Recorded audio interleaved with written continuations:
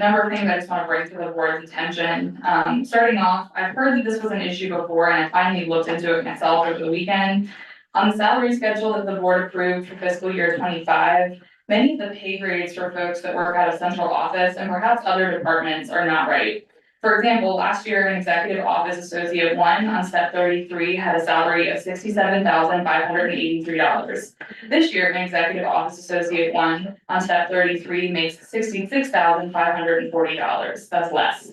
What's confusing though is if you compare the starting salaries for those positions, there is the 8% raise that you all approved. What this means though is that the scale must not have been built out with a 1.17% step increase. Whether this is intentional or erroneous is not up to me to figure out, but I did want to bring it to your attention because I think it could possibly lead to grievances or litigation for RPS.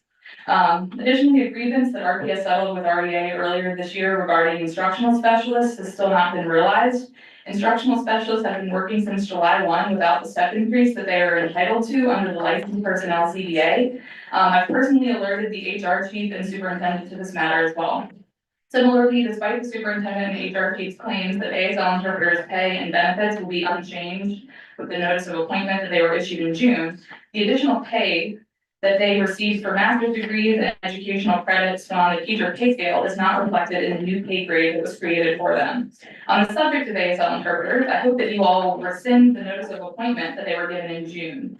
You were told by the superintendent that continuing contracts for those workers puts the board in legal jeopardy. That is absolutely false. Virginia Code Section 22.1-71 gives the board broad authority to quote, contract and be contracted with, end quote. There is no additional statutory language specifying what a contract between the board and an ASL interpreter must look like. There's a lot of legal documentation that I want you to have, and so I have a handout that we prepared with VEA Legal that I'll pass out when I'm finished speaking.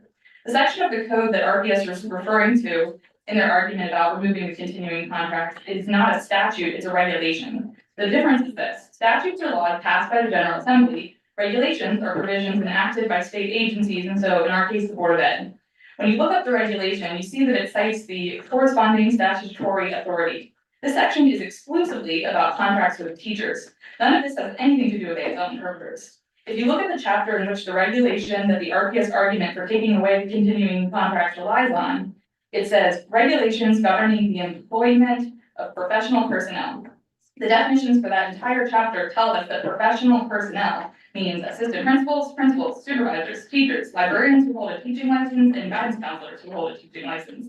ASL interpreters are support staff, so this section of the code isn't even talking about them. REA and RPS are in agreement about them being support staff, and that's why they're in the central office bargaining unit.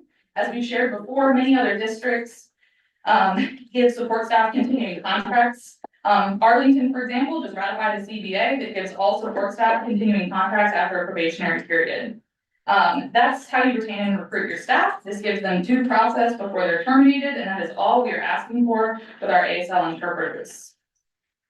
I want this board to be aware that issues of retaliation and harassment for workers that file grievances or complaints for unfair treatment, or those who advocate for better working conditions via collective bargaining and other means are still unfortunately facing retribution. We will continue to file grievances over this, but we need the grievance process to be honored by the administration. To date, we have 2 grievances we are waiting on a public hearing with you all on, and 2 we are waiting to establish a neutral panel, plus the neutral that we need for impasse for the central office bargaining unit.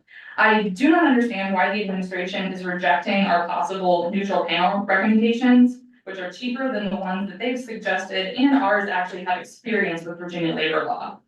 Lastly, we really need this board to help us hold the administration accountable when it comes to honoring the collective bargaining resolution and our CBAs. We still have plenty of folks with incorrect contracts, and the chief of HR is simply not responding to emails or not fully answering. We have folks who've reached out to HR and had meetings that felt unproductive, and their contracts are still wrong. I've heard of instances where one HR worker tells a worker one thing and the chief says something totally different, especially when it comes to folks who are owed certain amounts of compensation. Similarly, with overtime, we know that this was an issue in transportation, but at the same time, is the board aware that there are several groups of employees who were not being offered their federally mandated overtime rights until this came out in negotiations? That's wage theft. So I'll just leave you all with that. Thanks for all you do. Have a great evening. And I have these handouts for you all. Thank you.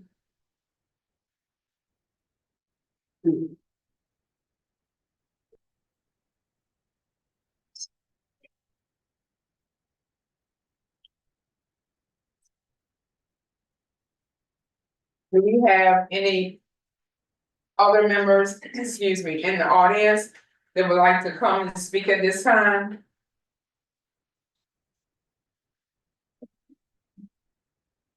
Please sign in, state your name. Please let the record reflect that Dr. Harris Muhammad and Ms. Stewart have arrived.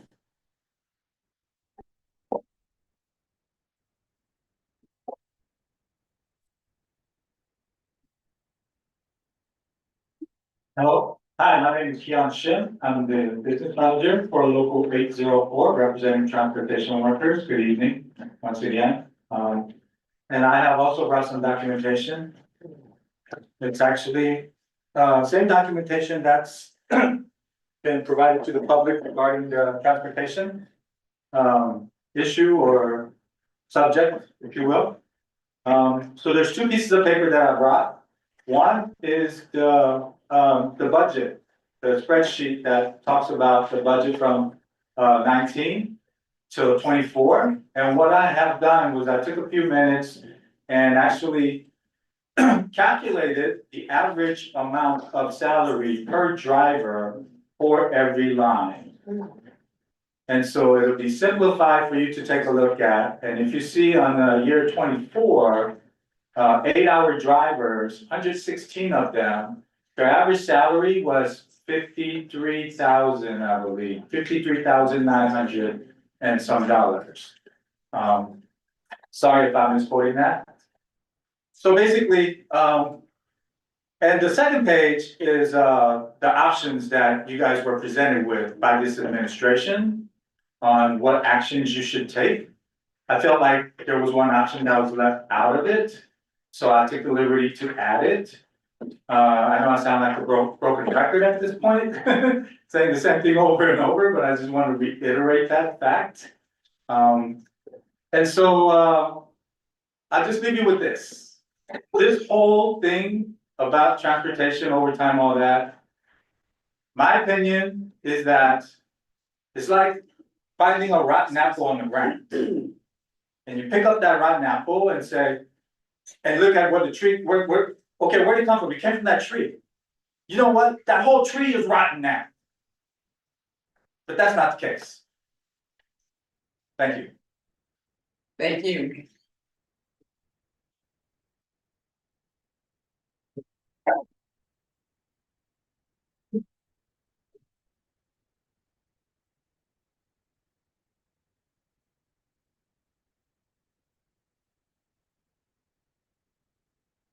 Do we have any other speakers? Yes, sorry, I'm trying to get back to my bag, but it's back there, but that's how it panned out. Thank you for your patience. No problem. Sorry about that.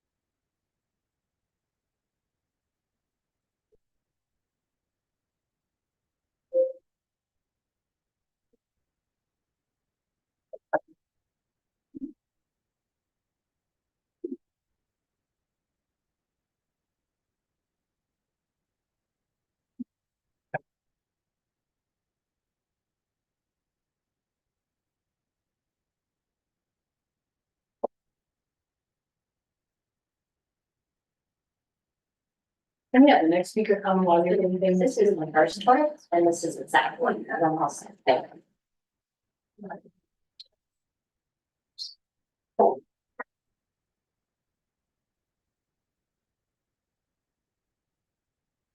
Hello, my name is Melody Winters. I live in the 8th District, and I'm an American Sign Language interpreter at Huguenot High School. I'm here with the other stakeholders joining me this evening to talk about our continuing contracts being reinstated. At the last board meeting, the board asked, why are ESL interpreters not signing their contracts? Contracts. Well, number one, we weren't given contracts. We were given notices of appointment.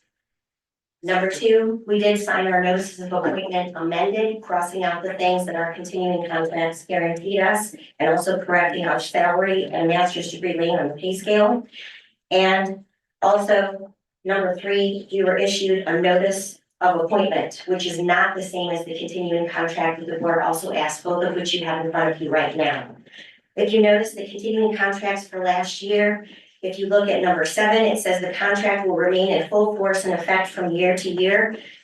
We don't have to worry about school year to school year being employed because we are employed the next year.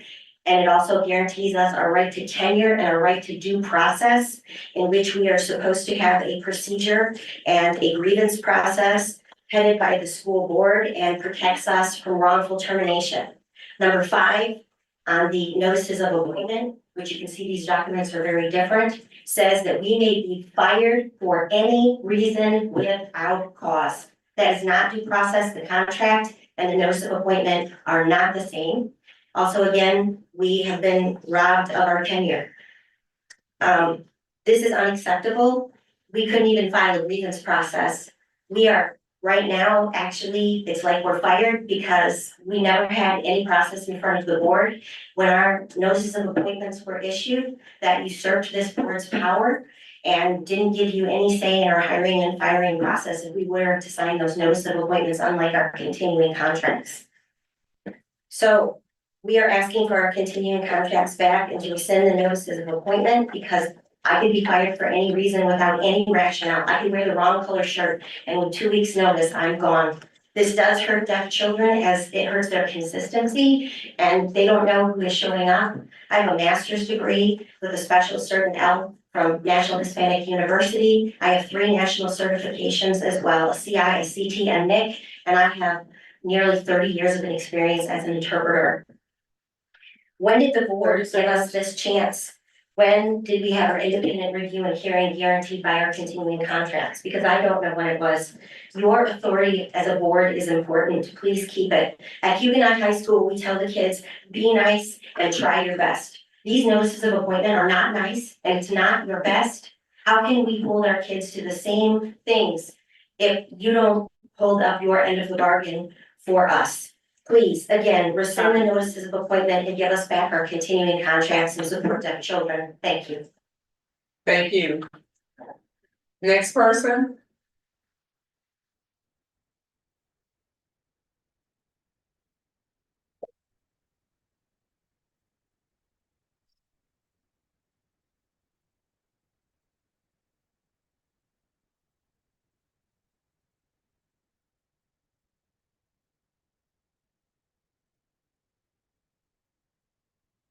My name is Frances Martin.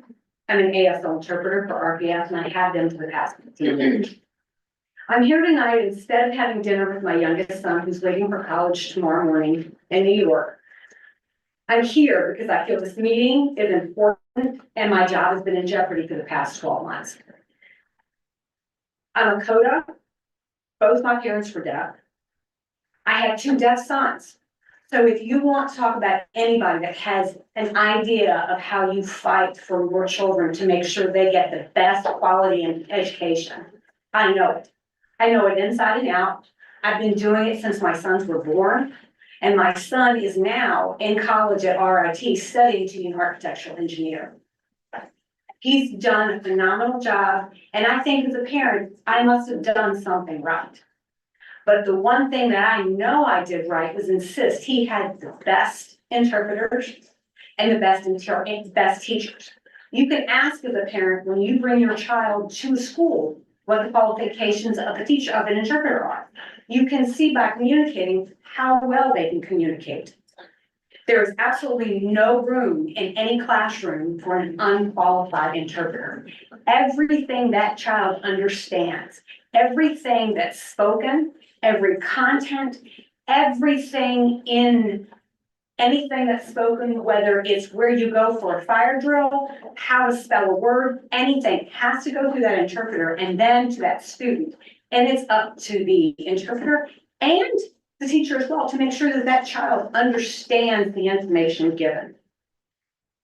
RPS has been able to maintain its staff of highly qualified interpreters by offering that continuing contract. That contract ensures that those effective interpreters are still there. I know that as a small child, if you send one different person, such as a contract interpreter in, and you see a different one every day, sometimes signs that are set up are not consistent. So the message is different. It's not consistent. I know that by offering a continuing contract, it is something that definitely keeps us here. It's kept me here for 15 years. It's kept other interpreters here for much longer. 30 And seconds. Invaluable. Please vote to rescind the notice of appointment and give ASL interpreters a continuing contract back that we've had for 20 years. Thank you. Thank you.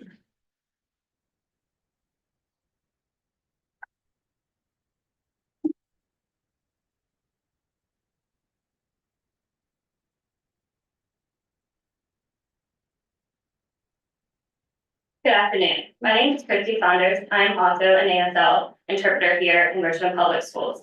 I am a previous deaf and hard of hearing educator who transitioned into being a sign language interpreter. I actually left a previous county where I was a sign language interpreter to come to Richmond because of the basis of the continuing contract and all the benefits that RPS had to offer. There is a team of highly qualified interpreters who have been able to stay here and have stayed here, and there has not been a high turnover of interpreters because of the basis of the continuing contracts and all the benefits that have been provided because of that. These students have been able to have access to the best interpreters, thus providing a great education basis for these students. By removing our continuing contracts, you're essentially saying that we don't matter and that the deaf and hard of hearing students do not matter. That our job security is unimportant. It's not important at all. And in fact, it is for the effectiveness for these deaf and hard of hearing students. So I please ask you to rescind the notice of appointments and to continue giving us our continuing contracts. Thank you. Thank you.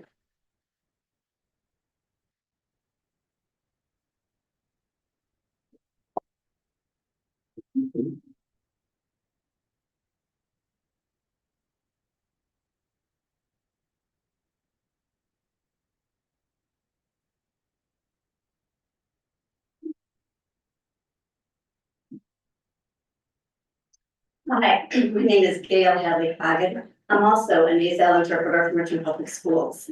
I've been here for 21 years. I have national certification for almost 40 years. I know that ages me. A degree in interpreting, and I have a master's degree in social work. I believe Mr. Tony advocated for continuing contracts based on what the VDOE says about educational interpreting and specifically the IDA and ADA laws. Here's an excerpt from the Educational Interpreting Services from VDOE from 2010. Students who are deaf or hard of hearing deserve access to the same education that their hearing peers enjoy. Educational interpreters serve as the critical link to learning in a setting where spoken language predominates. Enabling students who are deaf or hard of hearing the fullest possible participation in their educational experiences is not only a good practice, but is guaranteed by the Individuals with Disabilities Education Act, which is IDEA, in 2004, the Americans with Disabilities Act, ADA, 1990, and the ADA Amendment Act of 2008. Mr. Tony was an advocate for RPS deaf and hard of hearing students and for ASL interpreters. I don't understand why the educational needs and rights of deaf and hard of hearing students are not equally important to this administration. This past year has been very stressful for me, like it has been for all the RPS and ASL interpreters. I've been very worried about losing my job and losing my continuing contract. I don't understand why our continuing contracts are being held hostage. Why were we given letters of appointment when having continuing contracts have been shown to be legal? Continuing contracts don't involve any extra money for RPS. Continuing contracts do offer job security. Why are we being harassed and bullied about our jobs? We have heard the innuendos thrown out about how our jobs will be covered. Does this mean the letters of appointments RPS intends to fire us? We all feel this is emotionally abusive. Continuing contracts are legal. What is the reason for taking them away? I feel this is retaliation for our role in the RBA, collective bargaining, and advocating to make our jobs better. Retaliation is not supposed to be allowed. Why is RPS allowing it? Please vote tonight to rescind the notices of appointment and give the ASL interpreters back their continuing contracts that we have had for over 20 years. Thank you. Thank you.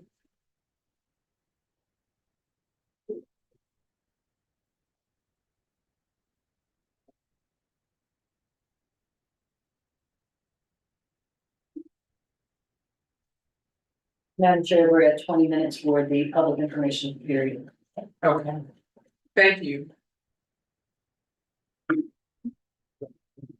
Hello, my name is Juliana Silby, and I am the teacher of the deaf at Huguenot High School. I'd like you to imagine for a moment that every single thought in your head, every comment you'd like to make, every question you've ever had, or every emotion you've ever wanted to express could only be relayed secondhand by another person. You would hope that this person is someone who knows you and has your best interest in heart. You would hope that this person is familiar with the inner workings of your job as to not misspeak and embarrass you in front of your peers. Now imagine this person is a stranger. Imagine you get assigned a new person each day. What would happen? You would waste valuable time each day getting them up to speed and probably have a difficult time completing your job tasks.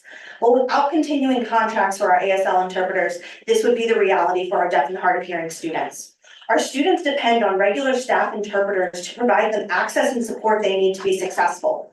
Interpreters are not simply a telephone line to translate information. They are a bridge of culture, communication, and individual autonomy. Most academic language does not have an ASL equivalent, and signs must be created to ensure understanding. Our staff interpreters work with students to create signs that match the students' understanding of academic language. This opens doors of understanding that would have previously been locked for these students. When the students work with the same interpreter over and over, they are able to form a deeper understanding of class concepts based on consistent exposure to academic language in a way that is accessible, just as their regularly hearing peers are able to do each day. Not only do our students face struggles with language in the classroom, but they face struggles with language at home.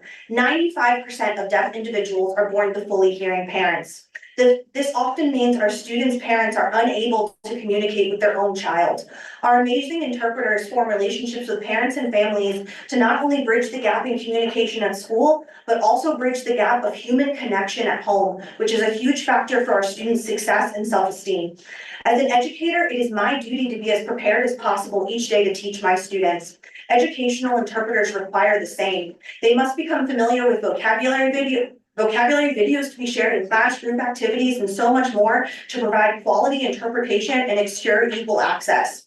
Our interpreters need to be an active presence in the building to work closely with teachers and obtain this information to be the best they can be for our students.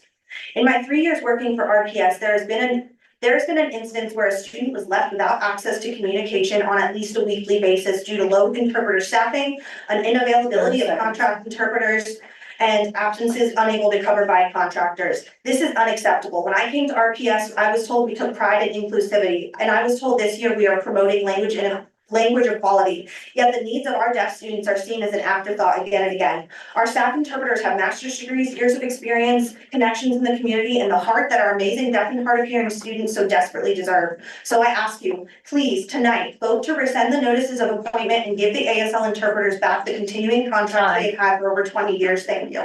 Thank you.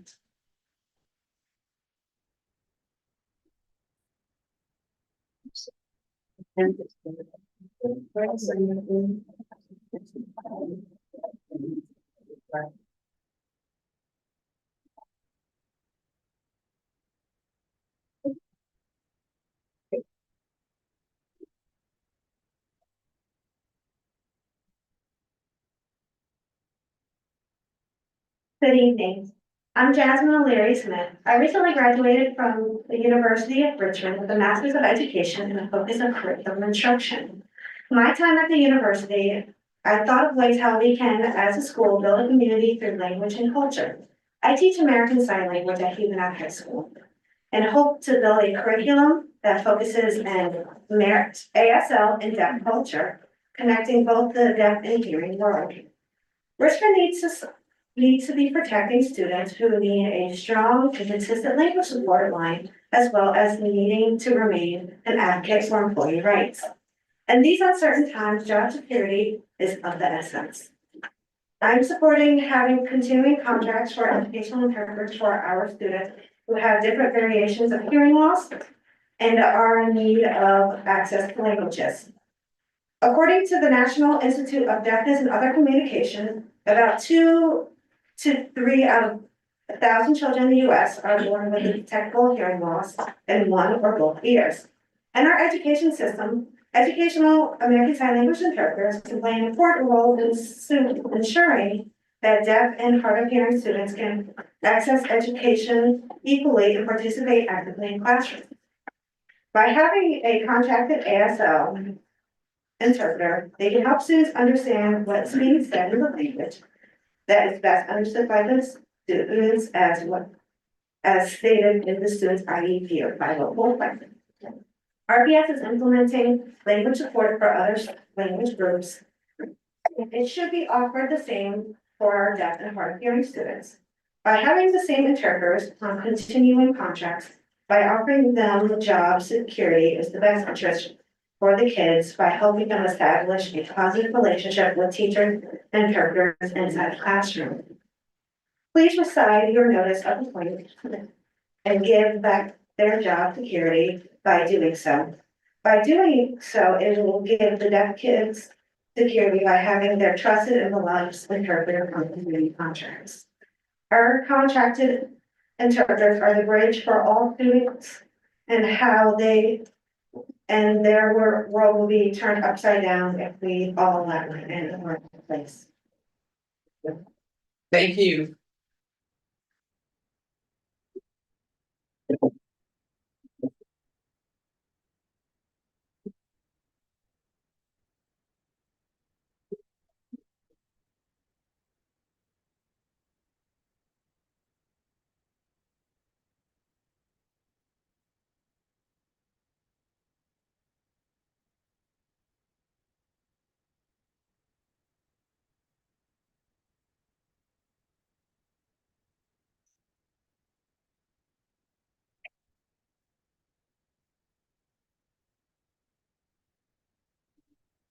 My name is Ida. I'm 7 years old and I'm in second grade at Baby Bishop. Please keep my interpreters. They help me learn. I love them so much. They sign when I can't hear something or my class is very loud. Please let them let them keep their jobs. I don't want them to leave. Thank you.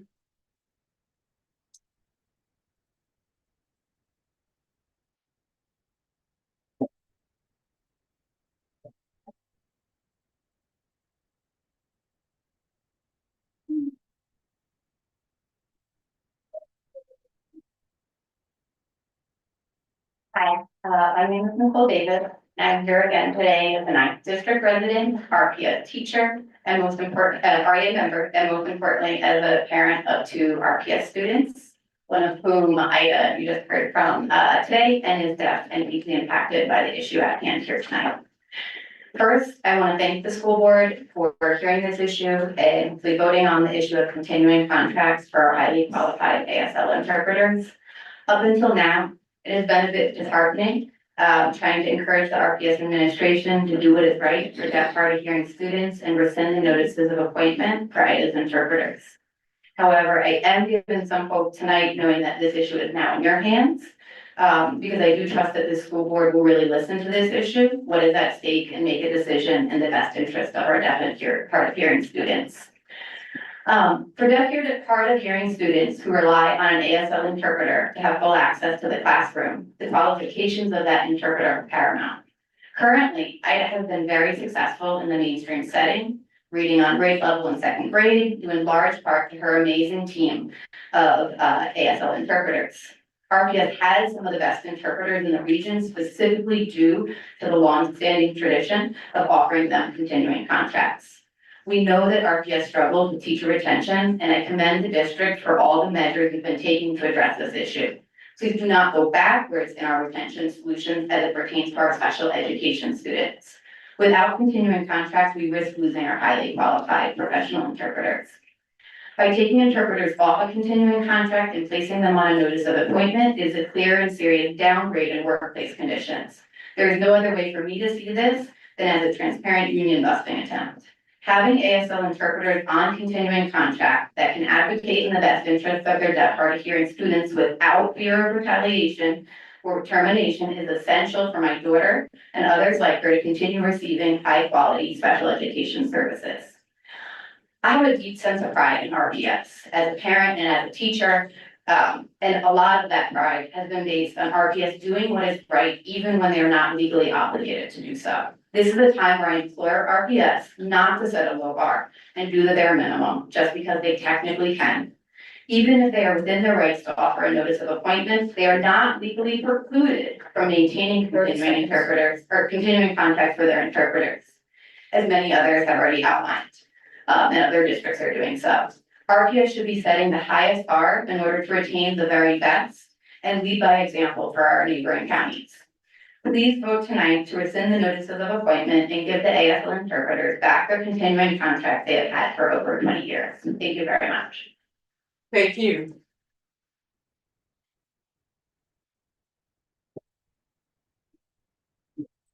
Madam Clerk, where are we on the time? 31 minutes at this point. Thank you.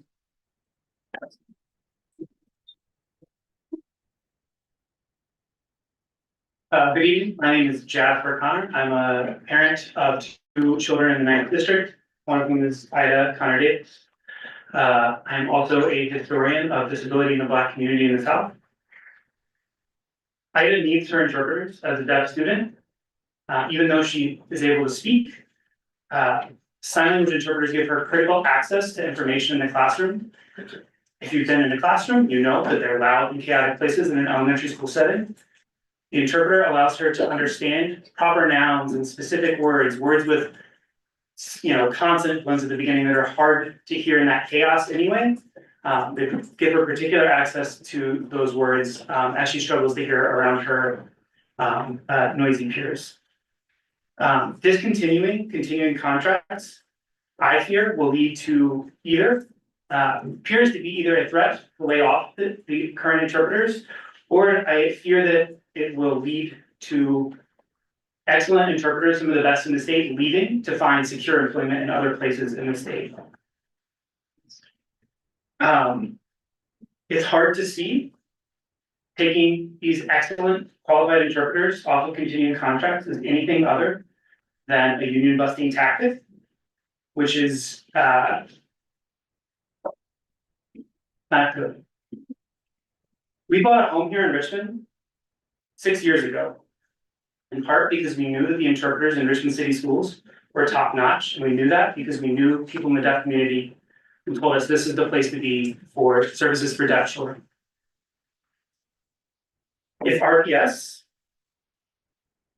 wants to create an environment where the top-notch interpreters leave and change the conditions of my daughter's education and violate her rights guaranteed by IDEA, my family is not above seeking legal recourse for that. Please vote tonight to rescind the notices of appointment and give ASL interpreters back their continuing contracts that they have had for over 20 years. Thank you.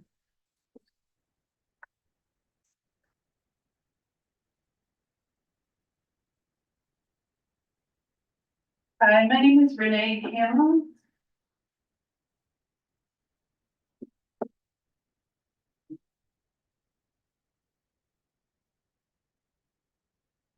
My son currently attends Huguenot High School in District 4.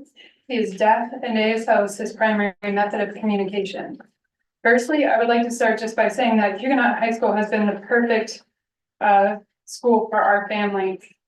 However, his success could not be possible without the consistency of the same high-level interpreters every day to support him.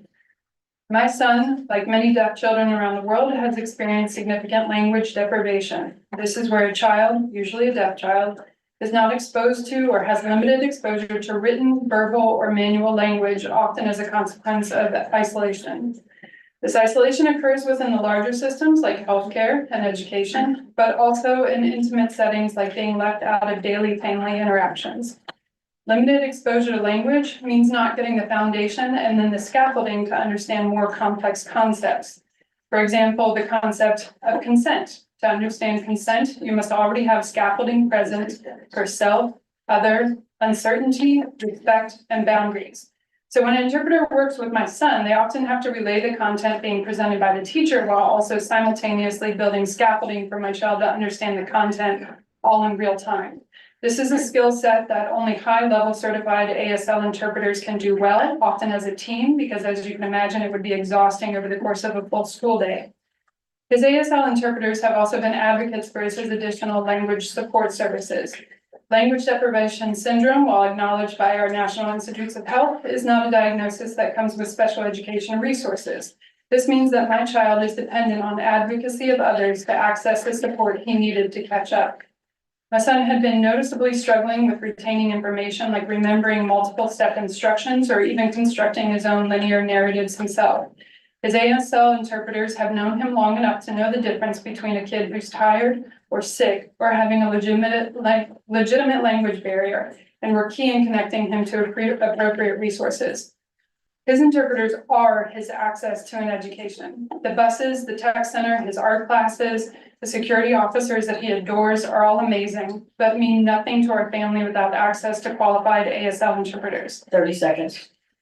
My son has absolutely flourished at Huguenot High School, and a major part of my son's success has been due to the consistent and highly capable interpreters. Ending continuing contracts leaves no job security and therefore no incentive for skilled interpreters to stay in Richmond. It certainly doesn't attract new qualified interpreters. I want deaf students in Richmond City Public Schools to have the same amazing experience Sujan has had and no less.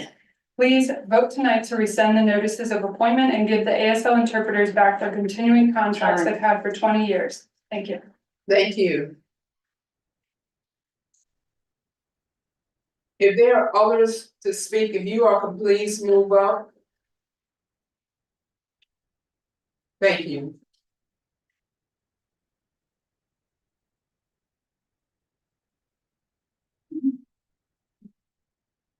And if you would pass the clipboard back so everyone can sign while we wait.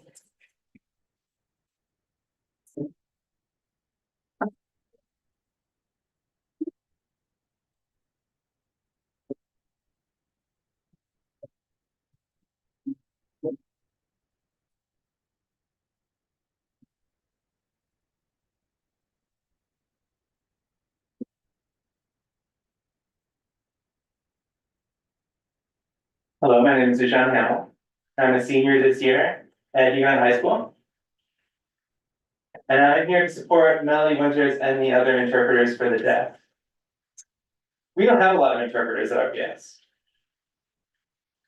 And I want to make sure that we cherish the interpreters that we have. ASL. I've been at Huguenot High School for 2 years. And I've had the best interpreters there. People at Huguenot love ASL and the deaf community.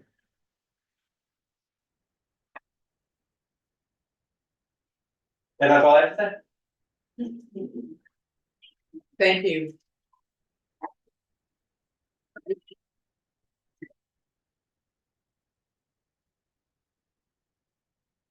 Hello, I'm Jocelyn Sarabia.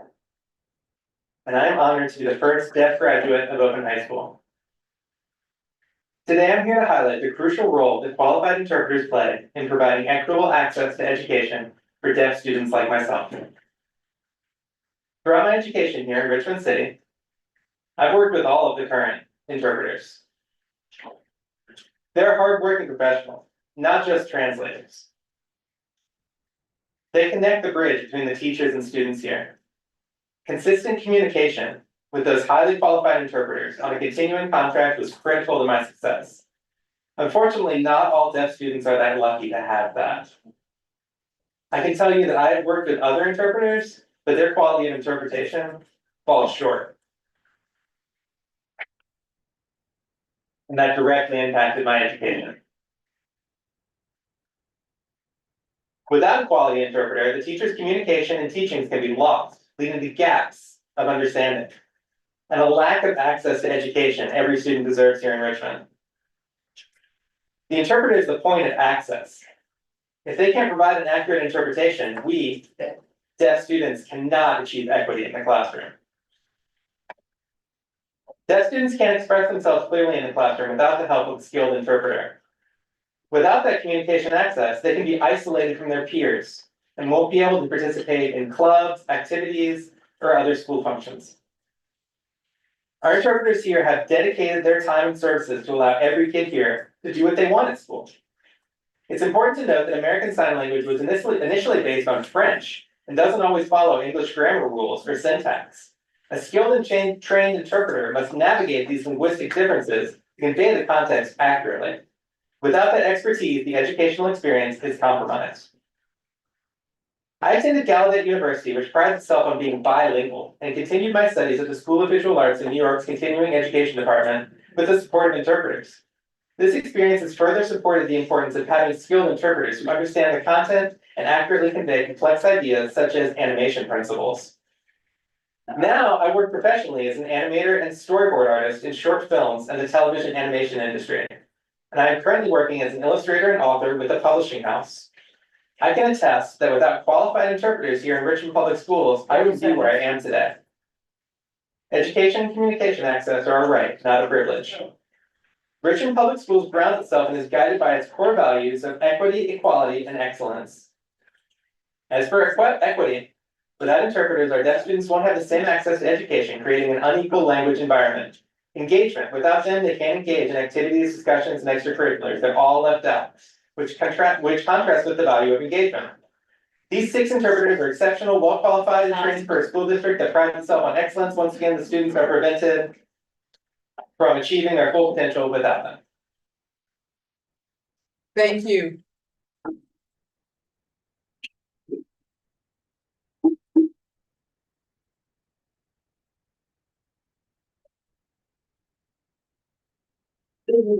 My name is Marcia, and I'm the former student of the Advocacy.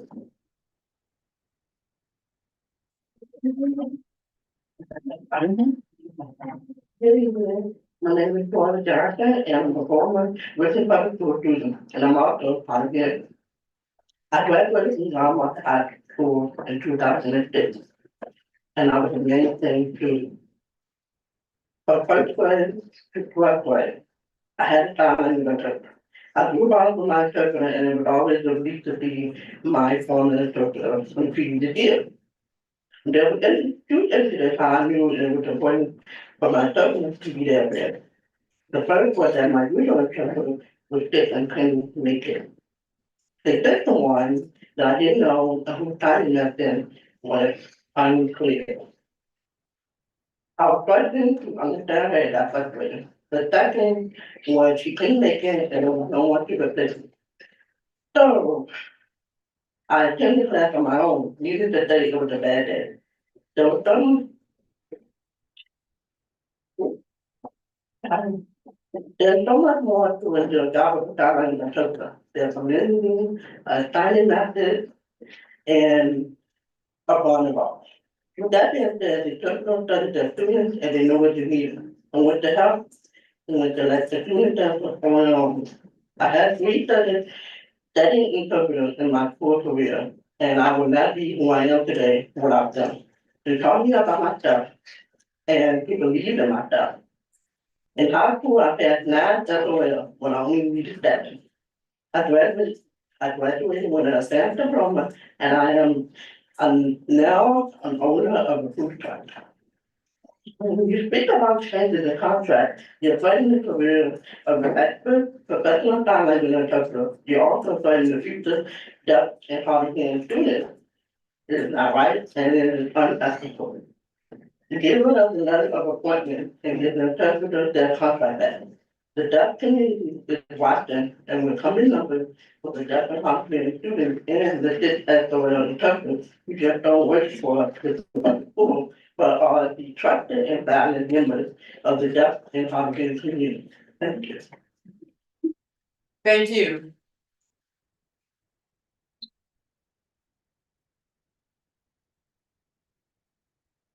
Good evening, my name is Grace Gentry, and I am an RPS teacher and fourth district homeowner, taxpayer, and voter. Thank you for the opportunity to speak on the importance of language justice, access, and equity for our deaf and hard of hearing students. These students deserve highly qualified and trained staff to support them in their educational journey, and those staff deserve the support, compensation, and job security that they need in order to be effective supports to their students. How do I know? Because I am an RPS LEAP teacher, which is a fancy way of saying that I teach English to speakers of other languages. As some of you may know, the district has a language justice team for English language learners and their families. What is language justice? Per the RPS website, language justice means being intentional about creating a multilingual space where parents and students can have a voice without language being a barrier. My multilingual students deserve equal access to education through the expertise of competent and well-trained educators and staff to meet the challenges of acquiring the English language in school. Our deaf and hard of hearing students likewise deserve these same supports and access to communication through the beauty, culture, and community of American Sign Language. Y'all should have been in the back of the line while they were orchestrating all of that beautiful solidarity, understanding, and organization orchestrated by the signing community. I felt like I was standing in the midst of a silent symphony of highly competent conductors where I was the one lacking the ability to communicate with them and participate eloquently. It is a no-brainer to me that these incredibly competent maestros would be employed by the school district on continuing contracts that they have had for over 20 years and fairly compensated for their expertise, experience, and willingness to serve a vulnerable or society-maligned population. All of our students deserve the support that meets them where they are, and those who are employed in the service of that support are deserving of commensurate pay, benefits, and treatment. I echo and defer to my colleagues and neighbors who are the experts. Please vote for the ASL interpreters to resume their continuing contracts that they have had for over 20 years. Thank you. Thank you. She should have gone last. I got that. Hi, I'm Margie Roseberry. I work at Fisher Elementary and I've been there for 27 years. Both my daughters went through there and I'm also an attendee of Richmond Public Schools myself. So I'm invested. For those last 27 years, I've had the pleasure of working with many of our highly qualified interpreters and helping to teach deaf and hard of hearing students. And you've heard all the things that our wonderful interpreters do. Let me tell you what they did for me. They have taught me some sign language. So when I started in RPS, I didn't know any sign language because I couldn't do. Now my hearing is going a little bit and it is really coming in helpful. As Mr. Cameron knows, when he came to visit my classroom last year, I told him that my being taught the alphabet, sign language, and phonetic signing, which is a sound for every letter, has improved the test scores of my children across the board, hearing and non-hearing. So that's one thing that our interpreters do, because they're not only teaching language and interpreting language for their children that they work with, they're doing it for the other students in the classroom and sometimes the teacher. In fact, all of Fisher now uses this for bathroom, this for water, and this for tissue, which is just a little tiny bit of making the classroom go smoother without having a bunch of hands raised. You think they all know the answer, and they don't. They just need the bathroom or water. So that's just a little funny story, but it's made a big difference at our school.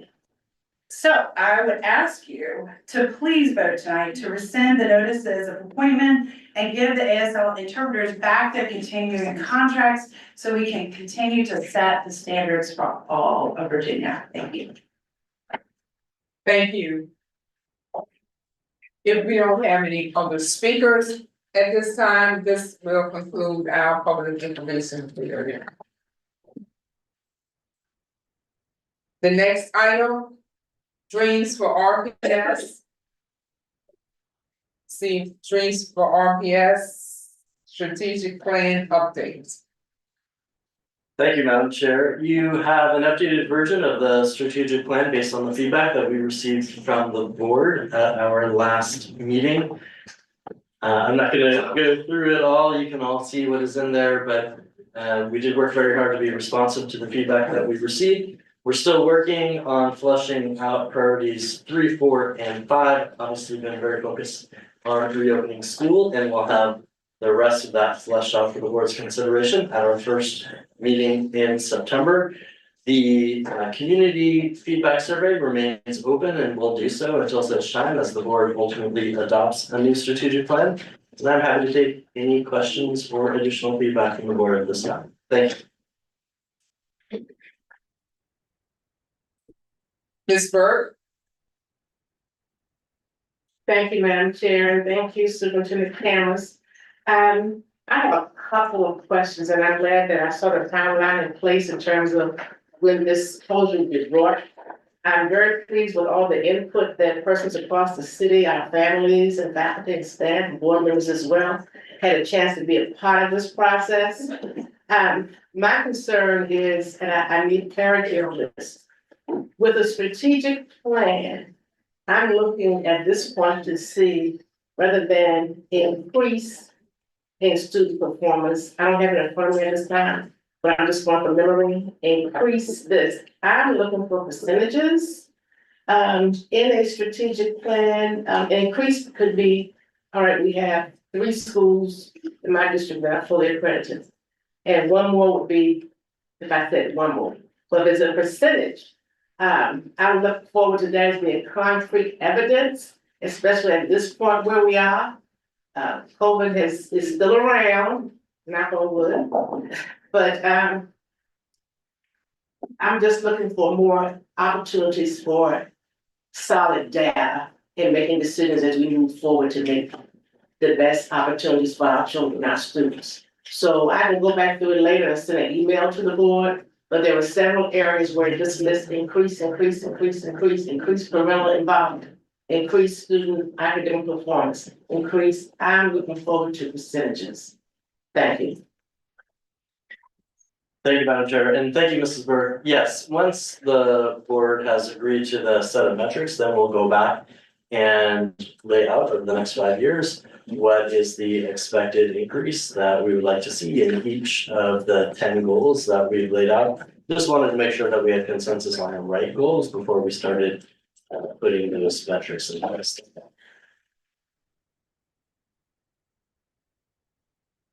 Dr. Harris Mohammed? Yes, ma'am, thank you. Mr. Cameron, thank you for capturing the information from the last school board meeting. And to my colleague's point, I also wanted to reiterate or to share that as a part of the process, and I just heard you provide a comment on how you would like to see the process over time, but I think it's also important to include some SMART goals in terms of removing certain verbiage like increase, that is a verb, but also those statements are not SMART goal developed right now. For example, if we have in the 6th district 2 schools that are fully accredited, then I would like to see that by certain time frame, 1 more school or 2 additional schools will be fully accredited. If we are below the 30 percentile of teacher retention in my schools in the 6th district, then what percentage will we need to be at or to accomplish to obtain 80% teacher retention? I think, and I'm not speaking for Ms. Burke or anyone, but that's what I would like to see. And I think what will help me is include that as we go along, okay? And then also, how can we provide at least 1 community meeting, either face-to-face or virtual, with protocols in place to obtain feedback from the public as we go on? Thank you. Ms. White? Thank you, Madam Chair. Mr. Cameron, what I'm looking for is goals that can be measured. I see the paragraph and when you broke it up in percentages, But I would like to see how are we going to reach each one of these priorities? Looking at like priority one, there's about 8 different goals here. But it's not telling you how you're gonna reach it. And year after year after year after year, we get the same priority analysis. I like to see, how are we going to reach these? Just don't put it on paper for me, I need to see what we're gonna do to get there. Thank you. Ms. Dorr? I think I agree with, what my colleagues have said, and if I recall, the last time we did the strategic plan, we had a pretty in-depth, analysis of benchmarking of the goals, and then, a standard deviation analysis on what is a realistic growth goal, because it's not realistic to say like, we can just get 100% of our, whatever, go to 100, from 0 to 100, and so UVA, I recall, did some pretty thorough quantitative analysis for us. I'm wondering, is that something that we'll be doing again? Because I do think that it needs to be thoughtful so that we're not setting arbitrary goals that are outside of the realm of possibility. And I think there's an unintended consequence of setting your goal too high, and then it creates a tendency to want to sort of fudge the numbers, et cetera. So I want them to be aggressive, but realistic. And I think that requires some quant brains in the house. So I'm wondering if you can speak to that. Yes, absolutely, we would like to take that same approach, which we will certainly do, and I'm hearing is the board would like that earlier in the process, and so we will get on it. Please let the record reflect Ms. Gibson has arrived. Dr. Harris Mohammed, Mr. Cameron, how soon can you get back with the board on the question of if we can have a public meeting, if it's possible? We can definitely have a public meeting. Okay. We just need to figure out when. Sure. We can schedule it, absolutely. Thank you. Next item is to receive a quarterly financial report from Patrick Henry School of the Science and Arts. Yes, good one. Thank you, Madam Forward. There I go.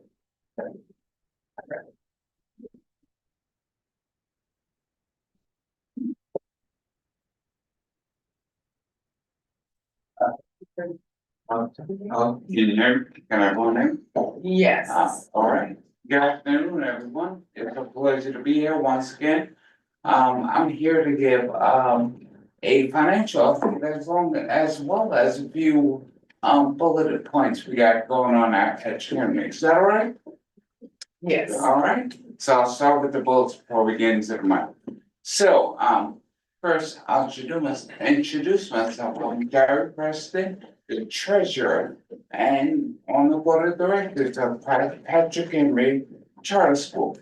That's short name. So, we go back to school September 10th.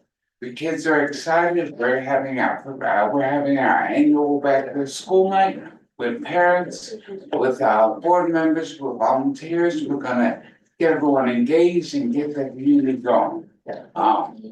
Secondly, we have put a halt on the 3rd floor construction temporarily. There's currently a chairlift defect. And when I use this chairlift, I can appreciate it being fixed. So it's currently repaired, but they're doing a full replacement mid-September. So once that is fully flushed out, we will be on the road again on building out the 3rd floor. We are currently looking for other financial donor and sponsoring this undertaking. It is a large undertaking, but as you saw last meeting, last quarter, you saw some lovely pictures. Make sure I can see them now. Oh, now we are, for this school year, we're implementing the clear book bag policy. So we're currently investigating, doing our due diligence, making sure that we have the best options for all of our children and making sure we can accommodate everyone. Where we are looking to sponsor this and not have out-of-pocket costs to families. And we are hopefully, and it's the decision is with the school administration, making a decision early next week so that they can be here for the start of school. This, lastly, our annual audit has kicked off with our internal accounting firm, our internal audit with our accounting firm, Walt Whitney, and everything is going seamlessly. I'm in a lot of meetings with them, and we often discuss a lot of things, but we don't see a problem, we don't see any issues, and I'm happy to be here with you guys. Now, I talk money. So, gonna get it, well, so I can see. So in our 501c3 account, that's our not-for-profit account, that's where we house the majority of our money. We have $146,000 and $146,023. And in our operational account, we have 949. I need to do my due diligence and even that operational account up to $1,000. That's a task of mine to do, but we are chugging along. Like as I always say, the kids are learning, they're getting ready to learn. The kids are happy. The teachers are happy. I am pleased to say that we have higher retention rate than past years in our staff. And I'm getting ready for the new school year. Any questions? Dr. Harris Mohammed. And Ms. Bird. And Mrs. Sewell. Thank you so much for being here and providing us the report. Is this your first year? Is this the first year for Patrick Henry to start school after Labor Day, September the 10th? I am not sure on that. I can definitely get back to you. I am I was just.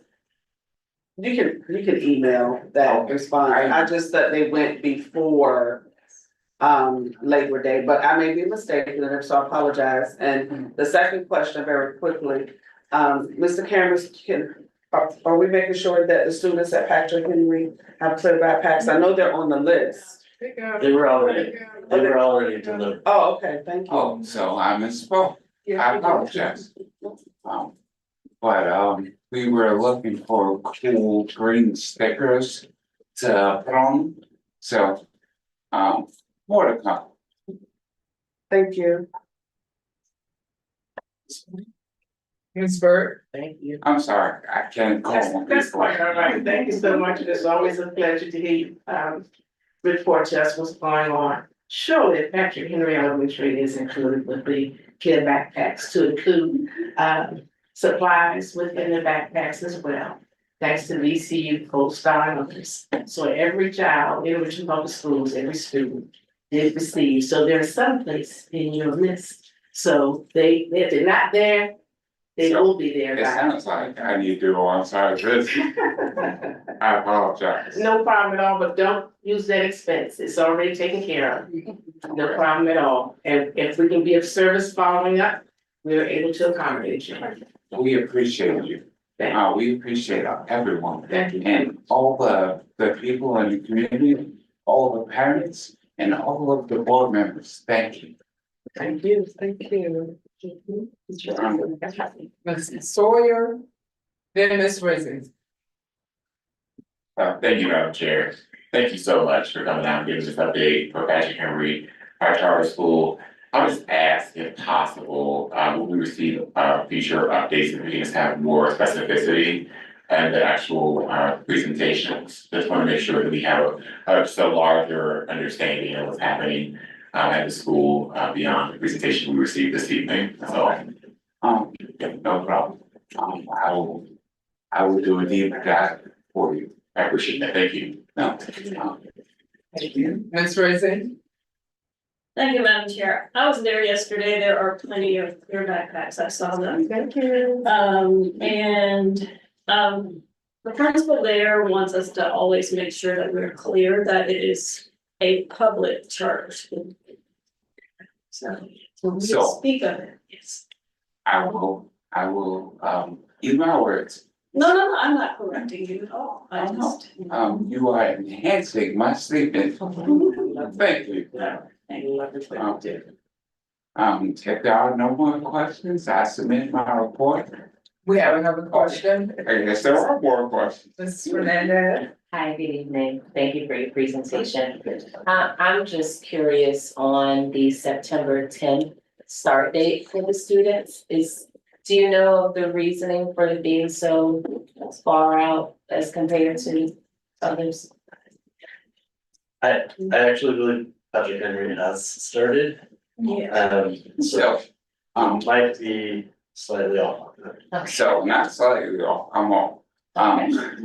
So I reached out to another board member and they told me back the school night was September 10th. My assumption was. That was the first day. That was the first day. Yes, typically it's a couple weeks out from the first day. So thank you for that. I'm from New York.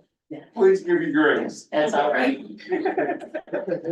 Given and received. Thank you. Ms. Rizzi? Thank you, Madam Chair. Yes, I just want to note, I saw plenty of students there yesterday, so I was kind of surprised by your announcement, but there is a back to school extravaganza planned for the 10th, so that's probably okay. That's where you want to sit. So that's where I misspoke. Again, my apologies for giving false information. Apologies. I prefer to be right the first time and every time. I have a question, or a follow-up question to Mr. Sawyer's request. When do you think you will be able to provide a detailed financial document to the board? So I can provide the most recent report we received from our accounting firm. Which was August. No, it's July. So early September, we'll have August. So I can see July and August. And it will provide more detailed specificities? Yes, it will give you restricted monies, donated monies, sources, assets, all the kids and books. Okay, well, thank you. No problem. Anything else? That's it. We'll appreciate you coming out and providing this information. And we look forward to more detailed financial report going forward. All right, now I have a question. So as far as detailed information, for the school calendar for the next quarter work.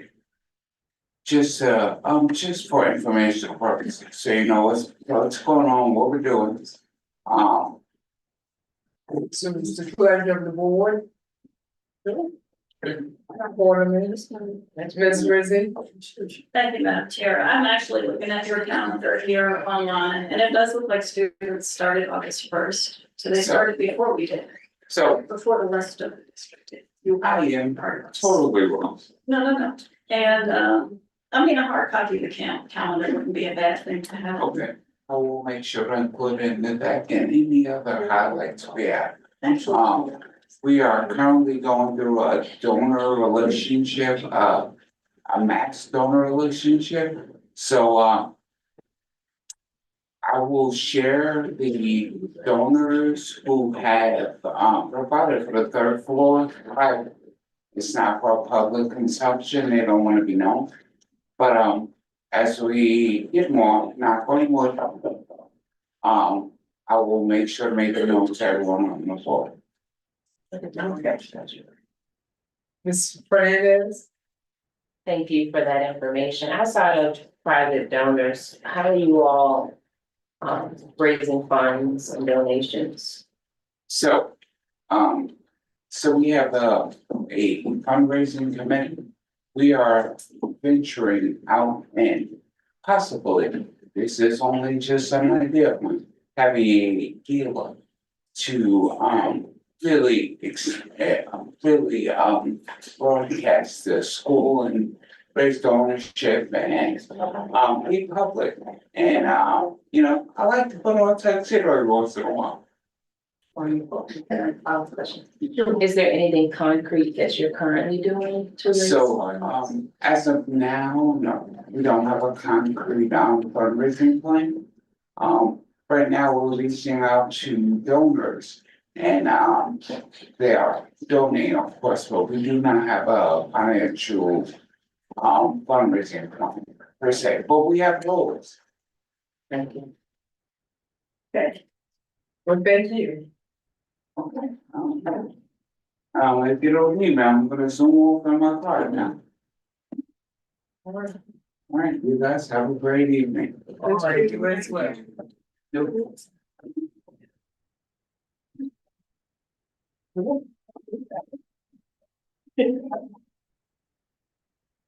Next item, receive recommendations for Richmond Alternative School renaming.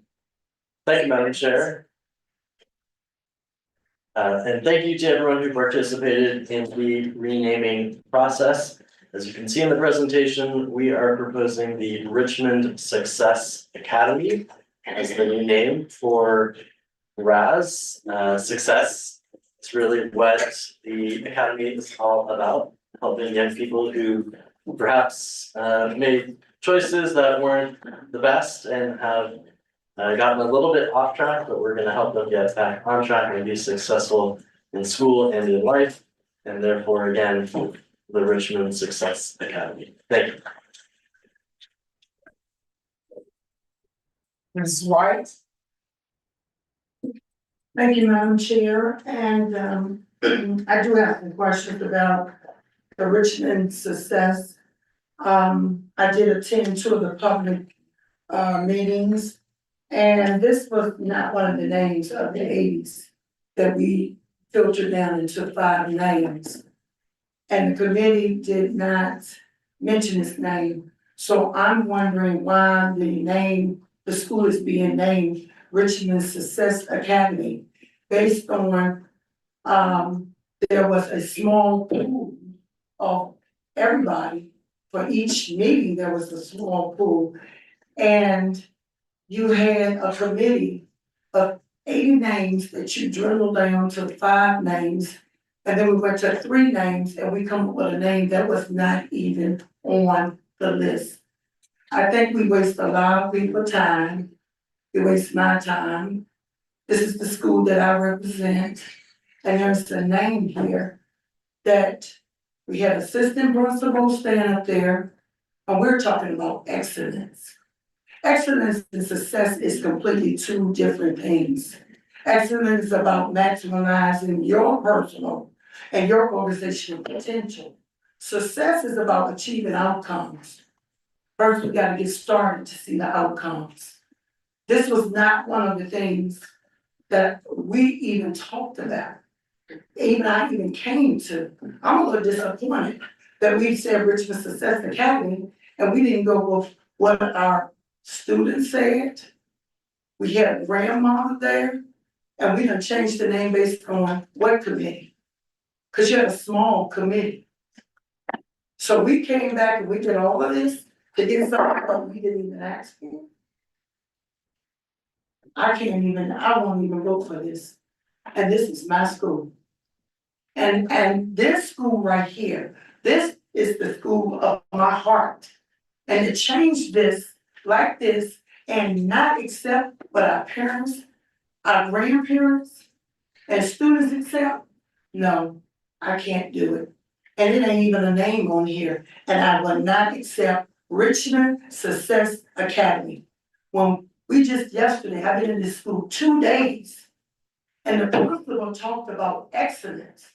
He gave a speech to the students in the cafeteria about excellence. And then maybe one of the names will be excellence, had that in there tonight. And here we got success. It's great. I'm looking for the success. But I want them to make sure that they feel their potential is excellent and we bring it out of them. Thank you. If I may, Madam Chair, these were the three names that were brought forward by the renaming committee. The administration had no role in playing in selecting these names. Based on these three, this is the recommendation that we're putting forward. Of course, we will happily move forward with whatever name the board selects. Thank you, Mrs. Cameras.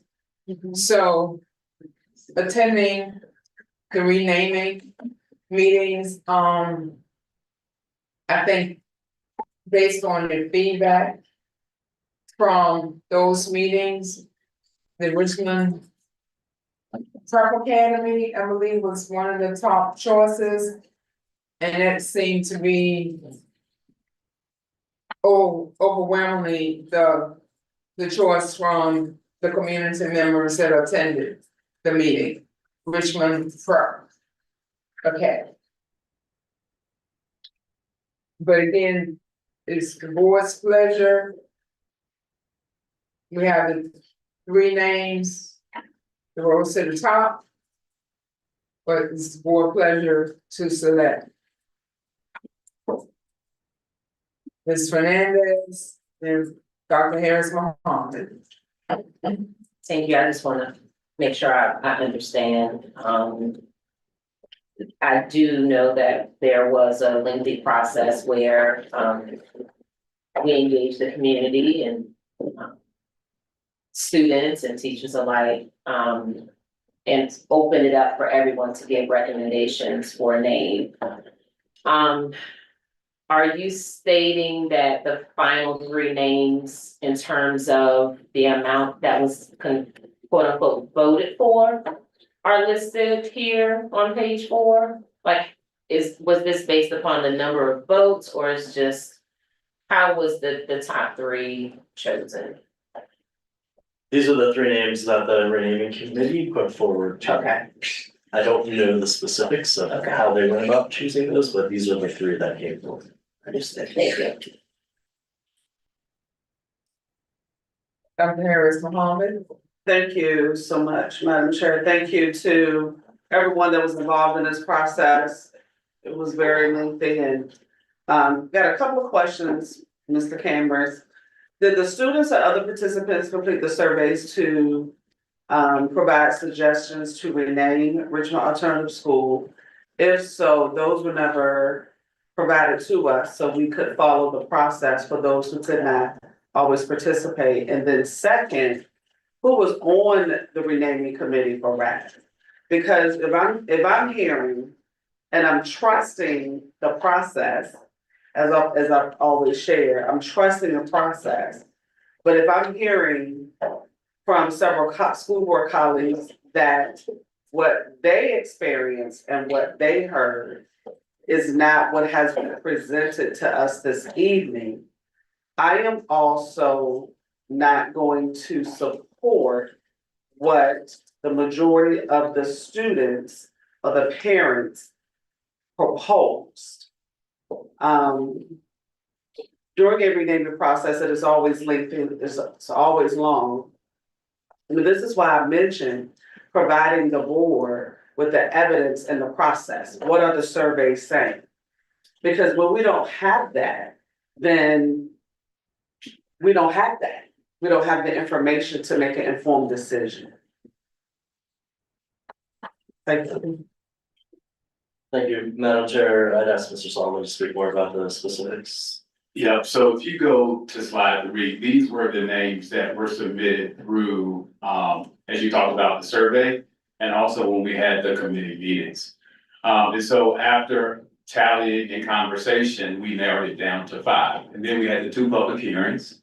And I would dare to say we probably had about 6 folks weigh in at both of the public hearings. And then I know that the majority of them, I think 3 wanted, they spoke about excellence in the name. But also what ended up happening was, there was At the last committee meeting, there was conversation around using the word success to make it a little bit more simplistic versus excellence. And that is how this became recommendation.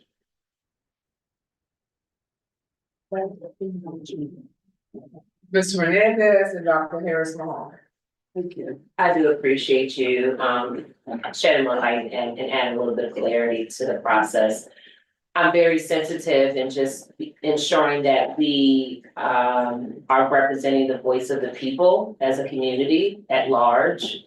And to that point, I think having data from the survey results is equally important as for us to be well informed about the decision that we make. But we would not want to do is choose something simply because it's more simplistic if that's not the voice of the people. So just want to ensure that we're considering that when we present something to the board so that we can be sure that we're making an informed decision based upon all of those elements being considered. It doesn't take away from the efforts that you all have made and what you have done to bring us to this point, which is great. We're almost there, but just want to make sure that we are not doing something that we like because it has to represent the community. Dr. Harris Mohammed. I concur. What could be simple for adults may not be what is best for children. And if they chose something different, then we want their voices to be heard, not to ignore what the work that the committee did. However, if we did have a group of individuals that chose Richmond Excellence Academy, I think that's what I heard, or the word excellence, then, and I'm saying this with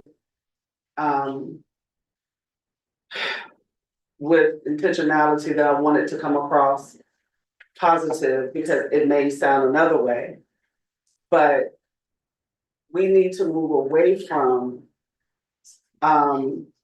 ignoring a process that we ask for our young people to be involved in, and then we ignore their contributions. And I don't want that.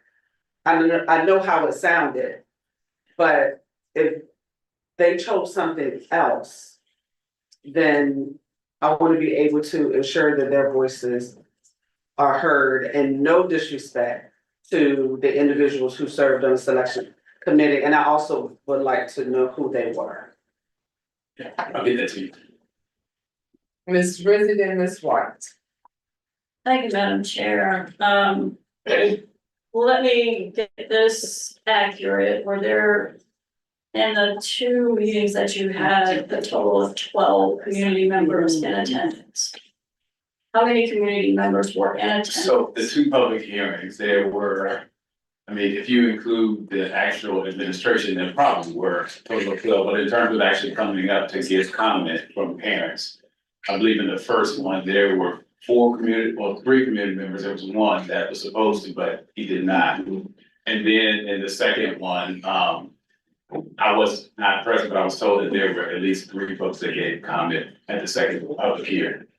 Okay, so just from my perspective, 6 people don't necessarily represent the entire community.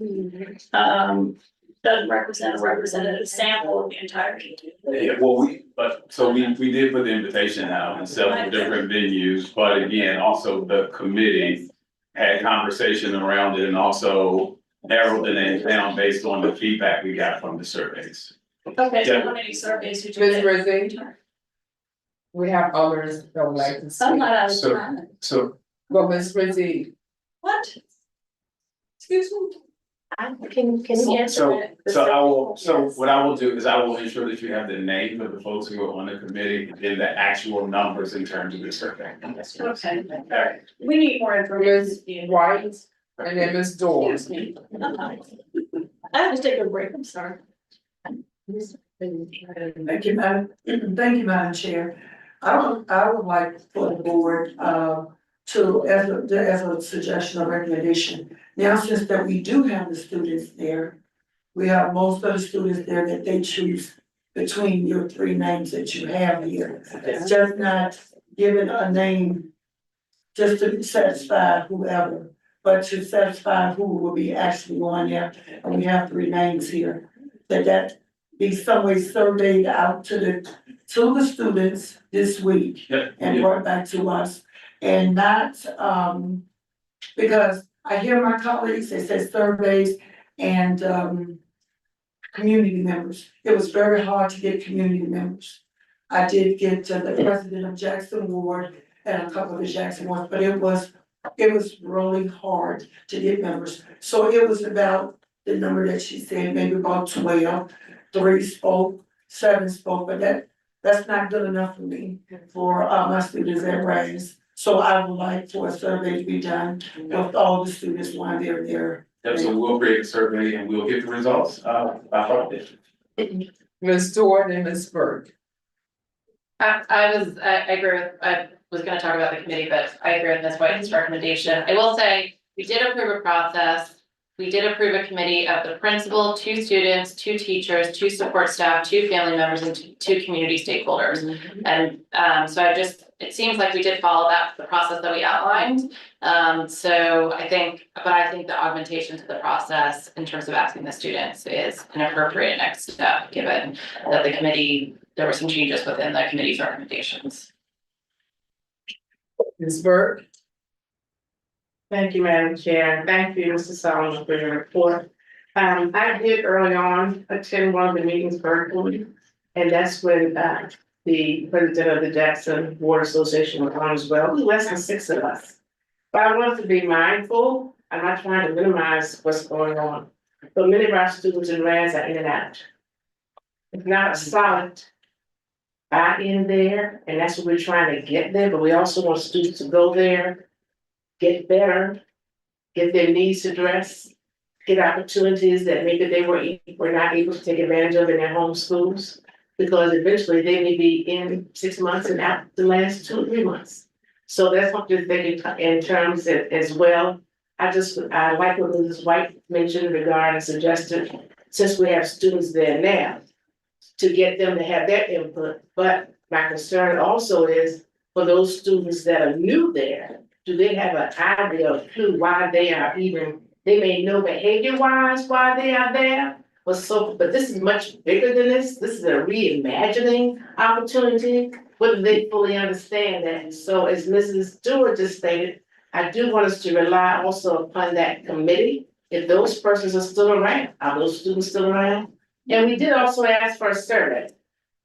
We did ask for a survey, correct?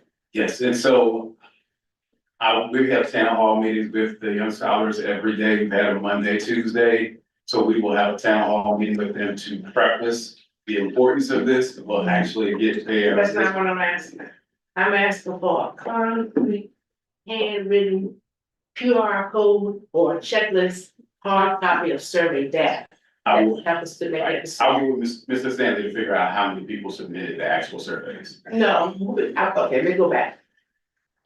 From what I'm hearing, what's been done, there's been some miscommunication. We're ready to move forward. We need a motion, Madam Chair, in regards to what Ms. White just stated. In terms of the student body that's currently there, but whatever or whomever, I'm just asking, I wanna see the numbers. And right now, we're talking about less than 6 or 7 numbers, then go back to the community. We need to revisit this process. Something's dropped along the way, and that's okay. That's okay, because there's nothing etched in stone, and this has to be done by next week or tomorrow, correct? We were trying to get it so we can actually get the uniforms and do the renaming of the building. Uniforms, and it doesn't mean that I have, Yes, we have a temporary, but we didn't want to have to pay double to get them branded. to get the brand, we'll Yes. save that little money. Okay. And do something else. Yes, ma'am, we have. Seriously, I know, I see every day, I know the whole, I'm a part of that, the whole 9 yards, but before the year is up, they'll get more uniforms. Yeah. So, right now, we're trying to reimagine, it's bigger. At the end of the day, the name says a lot, but at the end of the day, we're trying to reimagine the whole scenario. Students are there now that were not there last school year. All right, a lot of new students coming in, some are not returning. What I'm asking is that this committee, this board, Madam Chair, this is the suggestion that Ms. White had, because, and we don't have it, I don't have anything, any numbers or whatever to, you're gonna go back and get them. Get them from whom, did they sign it, you know, I just, there's something, I'm not trying to dismantle what you've done, thank you. But I am in favor of moving on, that's my suggestion, with what Mrs. White stated for her district school. That's all I have to say, thank you. So before we move on, we have comments from, a question from Ms. Fernandez and Ms. Rizzo. And before, and then Mr. Cameron's. And I, We have more board members that need, that have questions. I'm not very over that.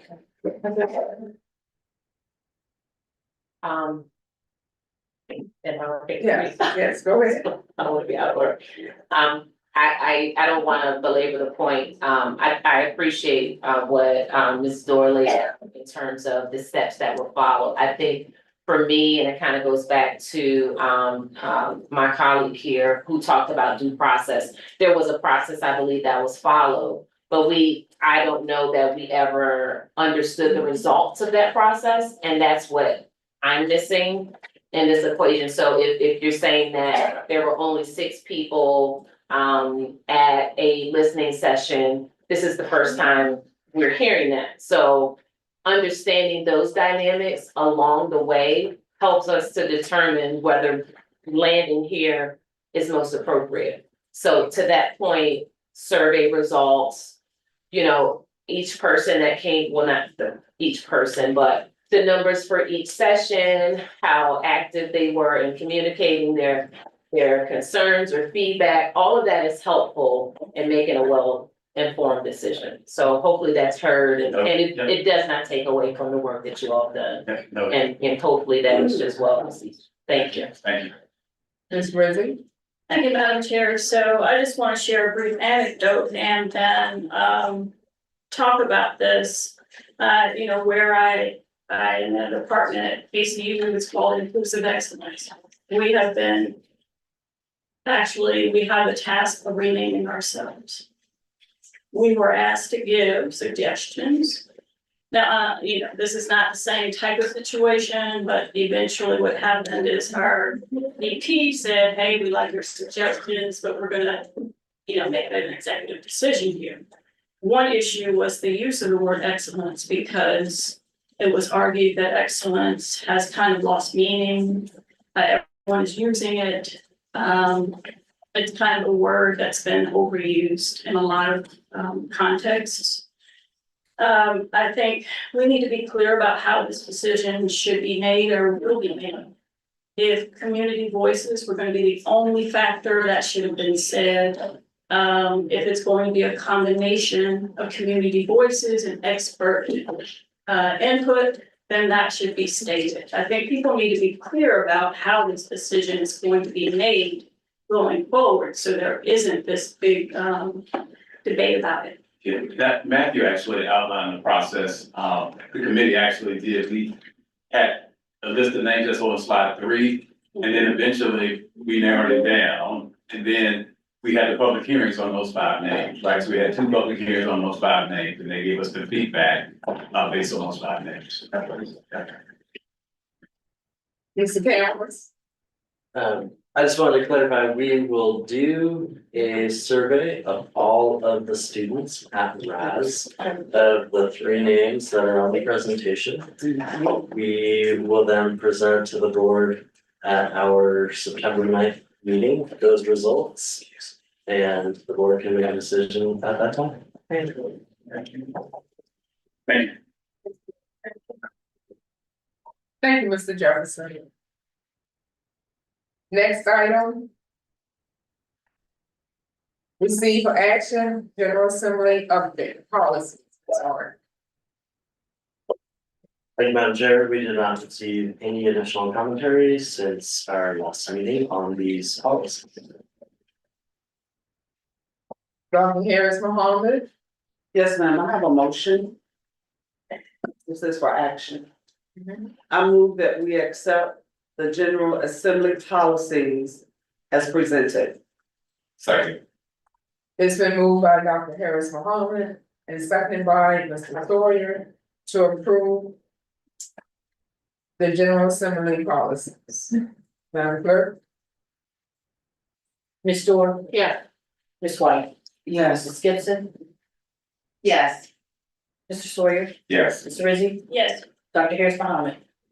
Yes. Ms. Burke? Yes. Ms. Page? Yes. Ms. Fernandez? Yes. Motion passes unanimously.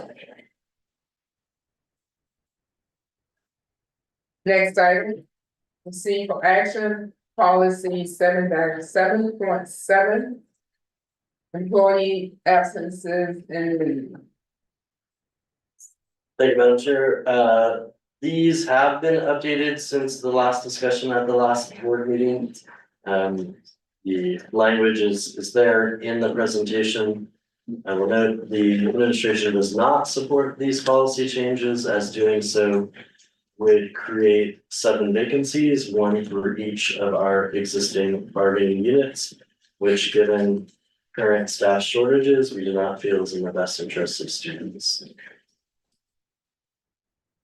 Dr. Harris Mohammed and Ms. White. Yes, ma'am. Just want to share a couple of things. Mr. Cameron, thank you. And also want to thank Mr. Stanley, who worked with the policy committee on addressing the changes. From the last meeting, the policy committee before that meeting, August the 5th meeting, want to share a couple of concerns that were shared with me, if I may, school board colleagues. The concerns that were shared with me are the following. You and your representatives have had the opportunity to use unpaid leave time to support their members. Is there an opportunity to compromise to support the representatives who are currently leading the unions by election or appointment to take unpaid leave to support their members? And so what I want to share, I do have the same concern. I share the same concern because we have 7 different elective bargaining units. I hope I said that phrase correctly. And if we allow, and now I support our leaders taking time to support the members of any collective bargaining unit or any unit in general. But the concern that I have is we don't always know, school board colleagues, what teaching role they're in. And so they're in a high teaching area, for example, math. I'm just saying math because that's one of the areas that is hard to staff sometimes. The Department of Special Ed is hard to staff sometimes, more so than math sometimes. And so I just want us to be thoughtful and intentional about supporting our 7 union leaders to support their members when they need to support them, but also be constant about the vacancy that is gonna have on the division. And we're not just in a division shortage of teachers, we're in a national shortage of teachers. I shared that a couple of times during the presentation this morning. So I want us to be thoughtful. And I also don't want us to feel like if we do not support the language that we're not supporting our leaders, because that from board members who reached out to me, that's not how they feel. And I'm not gonna mention school board members' name because those who reached out to me, it's not important to mention who they are. I heard what they shared with me. And so that's what I heard. They support our union leaders working with our members, but I think giving them a year off, unpaid leave, and I know it's unpaid leave, but when you're looking at our vacancy list, so I went on to our talent ed website and I looked at the vacancy list, and we have a lot of vacancies that we need to fill that I believe in some of these areas our leaders, our union leaders are serving in. So school board members, I said all that to say it is at your pleasure. I support what your pleasure will be. And hopefully working with the administration to ensure that if they do request some time, how would that look and how will we support them if this is not passed in its current language? Because I do want us to respect the, at the request of the administration, the concerns that they have. Their concerns are valid. Their concerns are very, very valid. And so I just wanted to share that. Thank you, Madam Chair. Policy committee members may have something that they want to share as well. Ms. White, Ms. Gibson, Ms. White, then Ms. Rizzo. Thank you, Madam Chair. I have a couple of questions on this. And, Mr. Cameron, I heard that you said you did not support it. But that wasn't a real clear answer to me because of 7 employees that's going to actually be out.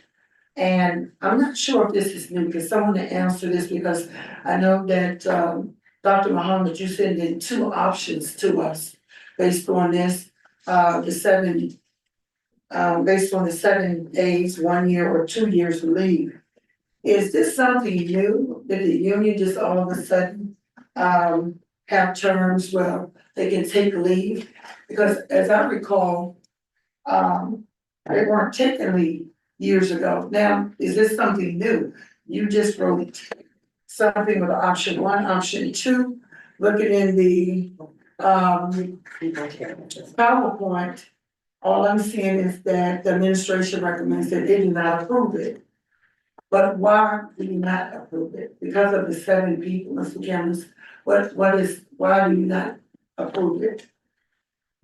Thank you, Mrs. White. The salient change to the policy is going from may grant this leave to shall grant the leave, meaning that it would be upon request, it would automatically be granted. My concerns, as I articulated, is given that we have 7 collective bargaining units, that means 7 positions, 7 individuals would then go out on leave. And that would instantly create 7 more vacancies. And it's not just teachers, we also have a principal and director unit, ostensibly a principal or a director would then be going out on leave. So we have obviously bus drivers, we have custodians and so on. These are all critical roles. I would be happy to work with each of the bargaining units to figure out ways to help them perform their duties as the elected leaders of those unions. I just cannot in good conscience, knowing the impact that it would have on students, support a policy that would automatically create 7 vacancies when we still face a significant number of those. So, just got a follow-up. Is this actually in the collective bargaining policy, or is this just a policy? This is your board's leave policy, and what's being brought forth to you is a change to the board's policy. But isn't this in the collective bargaining? No, this is the board's policy. Okay, thank you. Ms. Gibson, then Ms. Rizzo. Thank you, Madam Chair. I'm struggling on this one, guys. I want to remind us the reason why we adopted collective bargaining, which was to address staff turnover, right? We want to ensure that we're able to keep our professional, experienced staff in the building. We know that's going to help our students long term. And by giving our staff and our unions the ability to sit at the table to impact their working conditions and therefore impact student conditions, this is why we do that, right? We have about 3,000 students in the district, or 3,000 staff members, I'm sorry. That work, full-time equivalents in the district, about 3,000. The last I checked, our teacher turnover rate was somewhere around, say, 78%, right? What I'm saying is,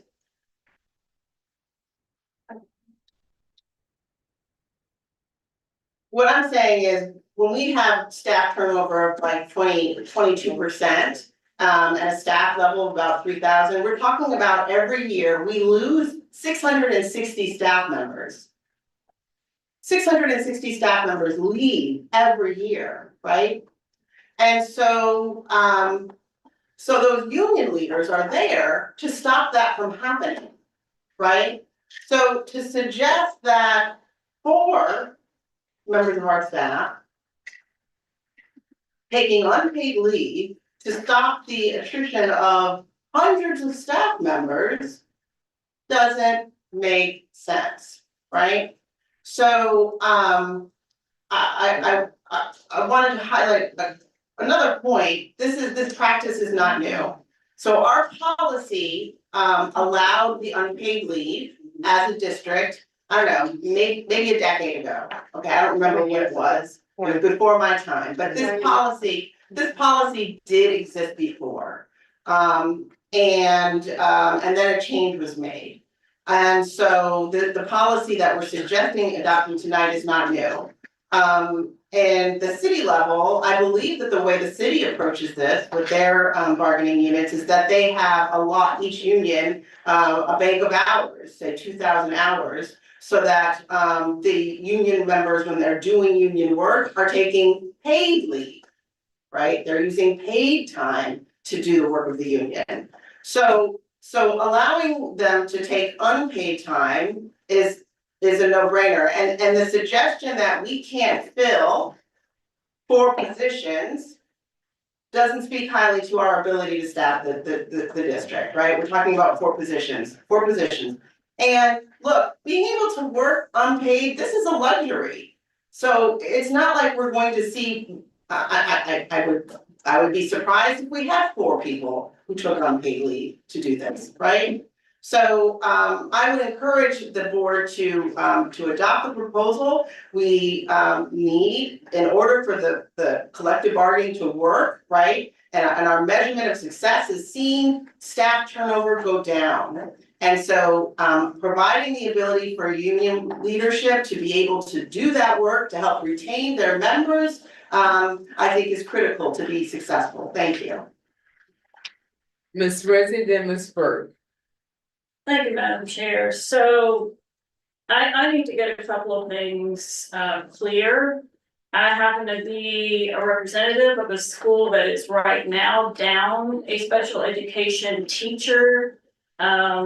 Because that teacher is sitting in a space as a union leader.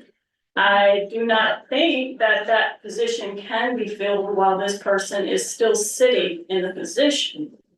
And so that is. She's fired, it doesn't matter. That is a major concern with these positions, if we are not allowed to hire for those positions well. Members in the audience, please refrain from commenting. Thank you. Mr. Cameron. Sure, I'm happy to clarify. Okay. Madam Chair, that's okay? Yes. Yes, in that particular case, the individual I believe you're speaking is no longer employed by the system, and so is no longer taking a position. It's less about people sitting in a position, because we can hire someone into a position where somebody's out on extended leave without pay.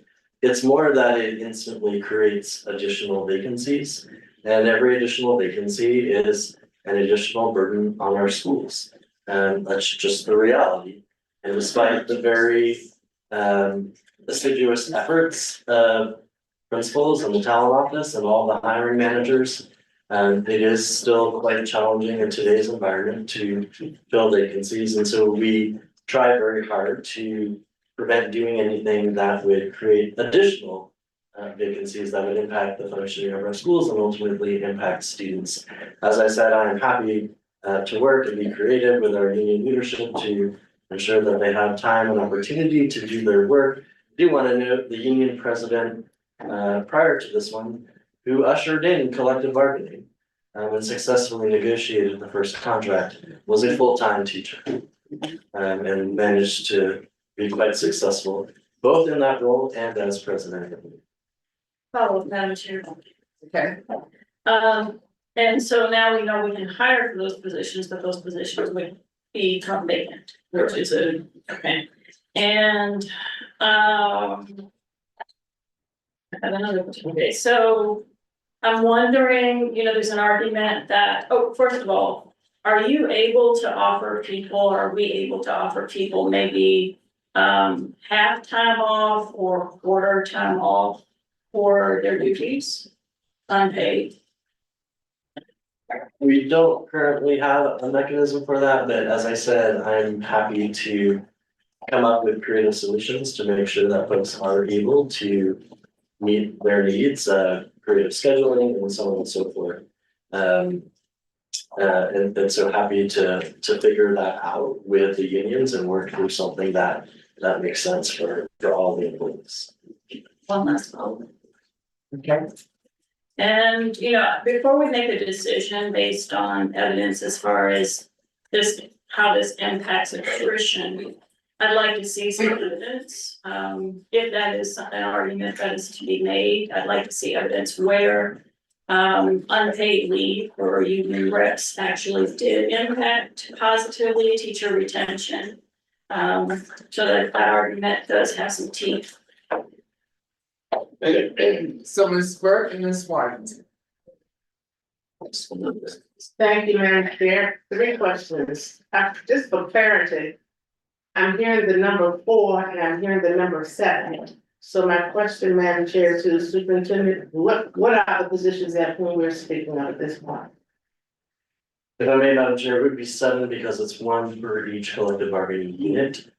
We have 4 unions, but they represent 7 units. So each unit would have an officer that would go out. Okay, so that's why we're hearing the 4 and 7, technically 7 people, but for 4 units. Yes, ma'am. Got it. Units, excuse me. And my other question is, going back and really more so a comment. When, as I stated about 20 years ago, I really go back to the year, telling on myself. But at one time, the REA always did have persons who, we were not a union, but that was been for 38 years. We were not a union, but we were in that role of support in an association. And the person that was the president always was on leave per se. But this is during a time of when teachers were plentiful and Richmond Public Schools didn't have to compete. As no one in Richmond Public Schools or across the country, we're not in that position right now. So, and things have changed across the board to being mindful of where we were and where we are now. Our needs are greater. Our data look better. Our communities were so different. So a lot of things affected us where we were. But in comparison to what happened in the 80s and what's happening now, it's changed immensely. And then for a while, the RE persons continued to work because a lot of persons were not joining. So the funds were not there to support positions. Thank you. Ms. White, then Ms. Fernandez, and then Dr. Harris Mohammed. Thank you, Madam Chair. Ms. Burke, kind of got on my question. I was going to ask, do they have enough funding to actually continue this with the amount of, I know one time it was plentiful, and now they may not have as many members as they had before. But when we say unpaid leave of absence, I'm very concerned of what number are we talking about when we're talking about unpaid leave. I am concerned also of the needs of the children in the schools. When we can't find teachers and we're gonna do substitutes. And also, I don't see in this policy where it states, I hear you about the need for in classrooms, but I would like to see in the policy where it says, if we need them, then they should be able to return. A year is a long time. And even 2 years is even longer to be out of a school with unpaid leave. So I would like to know the number, exact number, not a whole year of leave. I can't accept that. Thank you. Fernandez. Thank you, Madam Chair. I think I want to just kind of piggyback off of what Dr. Harris Mohammed said as on site of her conversation and speaking with us. I think that there's value in what unions bring in terms of collective bargaining expertise, and it's something that is extremely valuable to the schools. However, I do share the same concerns as relates to vacancies across the country. When this was first presented to me, it was in reference to 1. And now we've gone from 1 to 4 to now 7. And so it concerns me that this kind of can become a little bigger than what we had anticipated. So I have a question first and then a comment. Let's just say they are granted the year leave. I am assuming would hire, this is for superintendent cameras. So in the case where they have leave for a year, you would have to fill that position. How do you adjust for that when they return in the year? Would you just put the person you hired in a different, like, how do we connect the dots in terms of placement once they return? I'm just trying to see how that would make sense, and then I have a comment.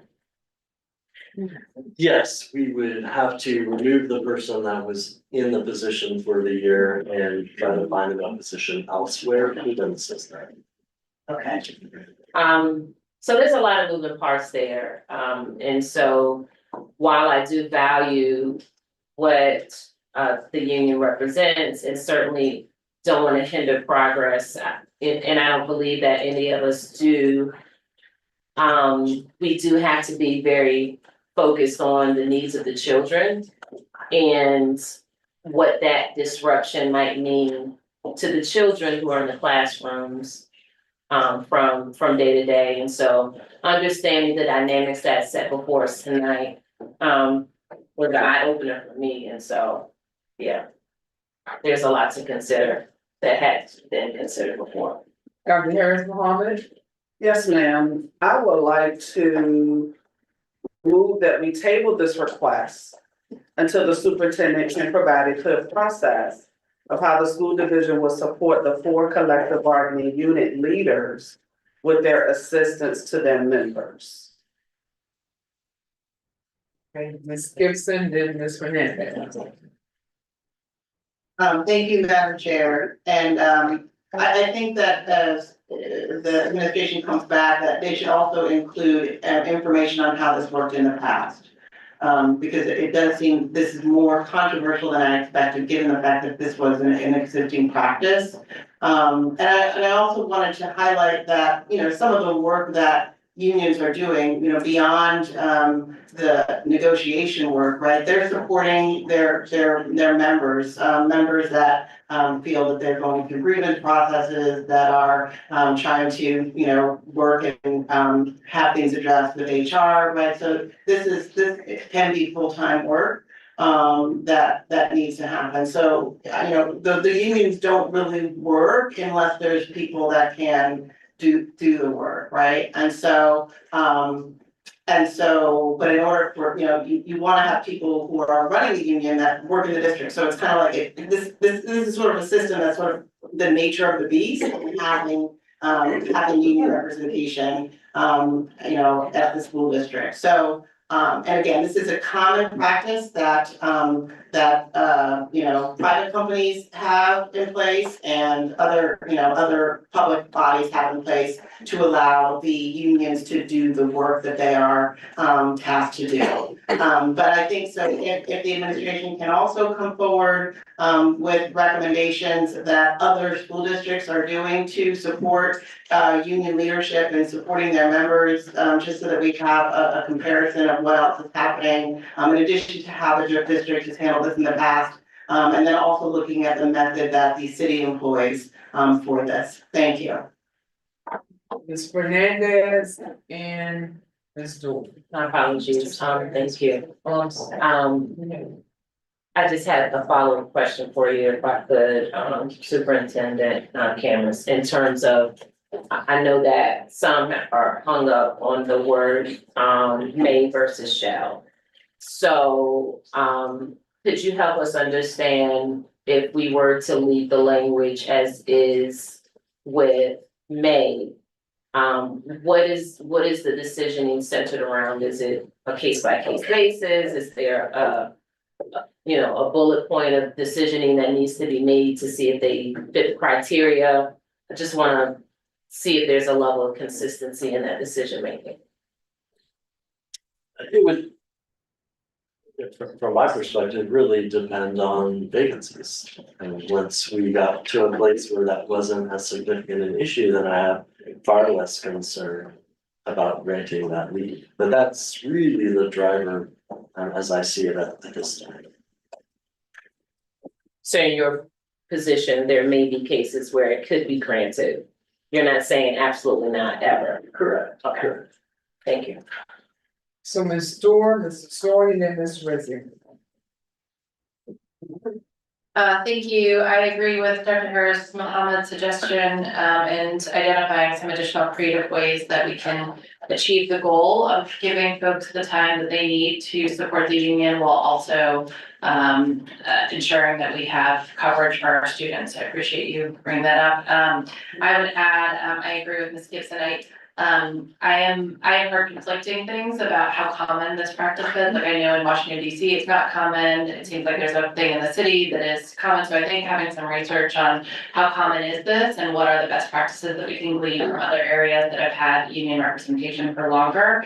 And then second, request is that I also think that this needs a phased-in approach. So I think one of my challenges in preparing for tonight was, maybe it does make sense eventually to grow to a lead for a year, but I don't think we could do that tomorrow. And so I'd also like us to think about a timeline of phasing in some of these recommendations so that we can plan accordingly. Mr. Sawyer, then Ms. Rizzi. My colleague, Mr. Orr, kind of nailed it for me, so I appreciate that. As I guess representative here who's had a ton of HR experience, I just want to make sure that we are being as clear in the policy to make sure that we're outlining every case scenario. Because that's how you ensure that it's clear for everybody, whether it's us on the board, whether it's our union members, that there isn't any kind of gray, if you will, to leave it up to board interpretation. So I want to make sure that when we do get to the point where we're ready to actually vote on this, that is crystal clear. So we all are in a place where we can feel comfortable with it. So again, I agree with my colleague, Dr. Shonda Harris Mohammed, with tabling this, and I agree with everything that Stuart mentioned as well.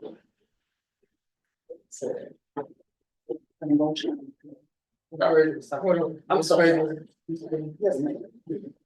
Thank you, Madam Chair. Yes, I think, first of all, when we're talking about past practices, I think Ms. Burke clearly stated, something I agree with is that we're not in the same position we were in 20 years ago. And so it wouldn't even be a direct comparison if that had been presented to us or if that's done. And to go along with my colleagues, Ms. Dorr and Mr. Sawyer, I would like to see a plan for how a phased-in approach would work. Say if we start with quarter time or we start with half time, exactly how that could play out. Thank you. So the only thing that I have to add, because this has been a healthy discussion amongst the board members. And so, I'm not gonna restate what everybody else has said, but really appreciate the discussion, conversation. So the board has given the superintendent directive, so to bring back this information based on comments, feedback that we had. So the motion was, Dr. Harris Mohammed, can we state the motion? Certainly.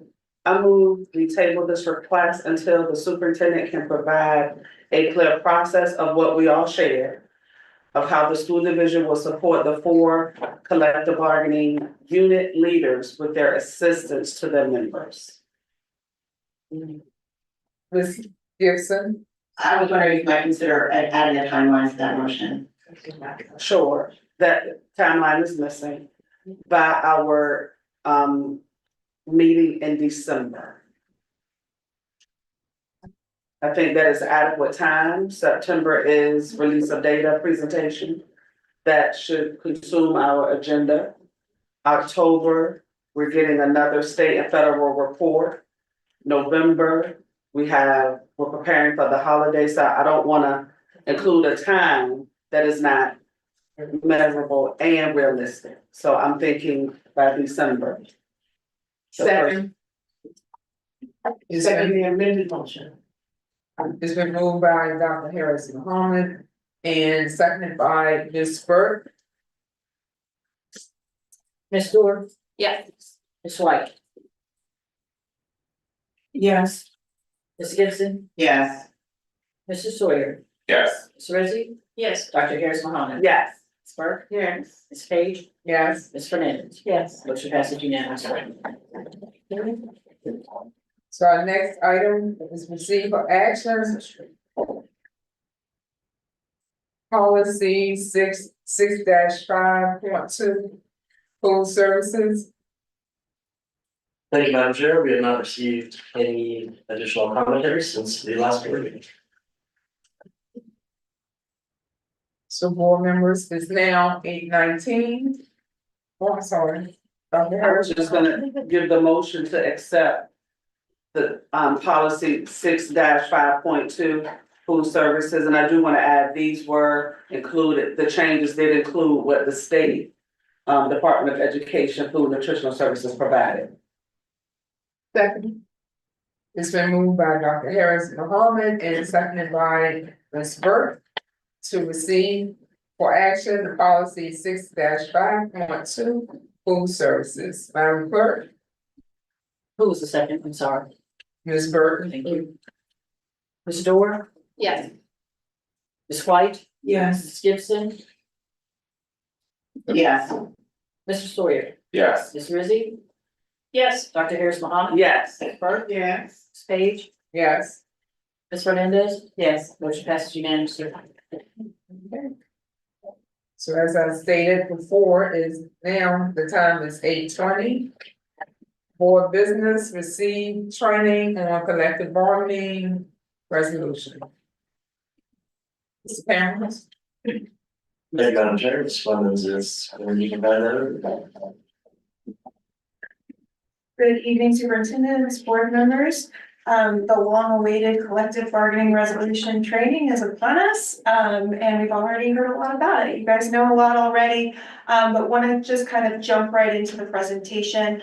The first slide talks a little bit about where we've been, and where we are now. So it's just a recap of just the history of collective bargaining here in Virginia, when you guys approved our resolution to recognize collective bargaining, when we implemented our licensed personnel unit agreement, our support staff agreement, and then also bringing on the next 5 units through the timeline. Just as a reminder, we have, Pat, for this year, we have, or excuse me, you guys have approved the agreements for the school-based office associates, as well as the custodians and facilities unit. We are at impasse with our central office unit and our transportation unit. I'll get to that in just a minute. And then our directors, principals, and assistant principals, we are awaiting ratification from that unit on the tentative agreements that we all reached. The last part, the last date that I do want to bring up is September 2024 for the implementation of the school-based OA and custodian facilities agreement. It is going to take us a little bit to operationalize those. When we had the licensed personnel unit and the support staff unit, we had a year to operationalize that. We just now approved the other unit, the other 2 units, so we're gonna take some time to operationalize that and try to get that right. So we're looking to have that done in September with everything ready to go and rolled out by October 1. The process a little bit, I want to go to slide 3, sorry, Chip. On slide 3, talks a little bit about how this all came about as far as the negotiating team, and how each one of these was done. So when the units came together, they could have chosen, bless you, should have, or could have chosen several topics to negotiate. Those could have been wages, hours of scheduling, retirement, benefits, health and safety. the list could go on and on. The agreed upon topics for our negotiation were compensation, job responsibilities, and working conditions across all of the units. Our core RPS negotiating team consisted of me, the talent officer, the chief of staff, director of employee and labor relations, director of employee or benefits and compensation, director of budget, because can't do this without money, and our manager of employee and labor relations. So a pretty small team, but we did also include our subject matter experts when we came to the table. So we had our director of transportation, Ms. Finney Reynolds, join us for some of the conversations for that, so that we could get a better understanding for what they were asking for. We did have custodians come in and talk to us about what they were doing as well. So we did have some additional subject matter experts at the table with us. I would say approximately, I did put this in here. We did meet during the week, 7 a.m. was the earliest. We met until 7 p.m. on some days. But the core team probably put in about 250 hours of meeting with our units. That doesn't include the additional hours with just internal team conversations, just trying to get everything together before some of those meetings. So a lot of time was spent, not only with the collective bargaining units, but also as a team, just trying to, make everything work. And so we're really proud of that work, and it was a lot of time, but it was worth it.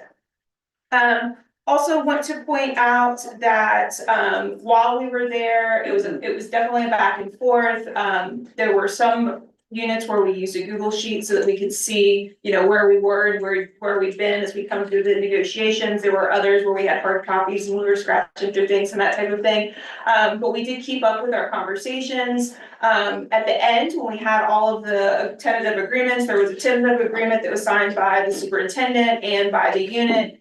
Then we had the lawyers look at everything and lawyer it up for you guys, and then you guys had the opportunity to look over and approve it, which is what you did the last couple of meetings with those other two units.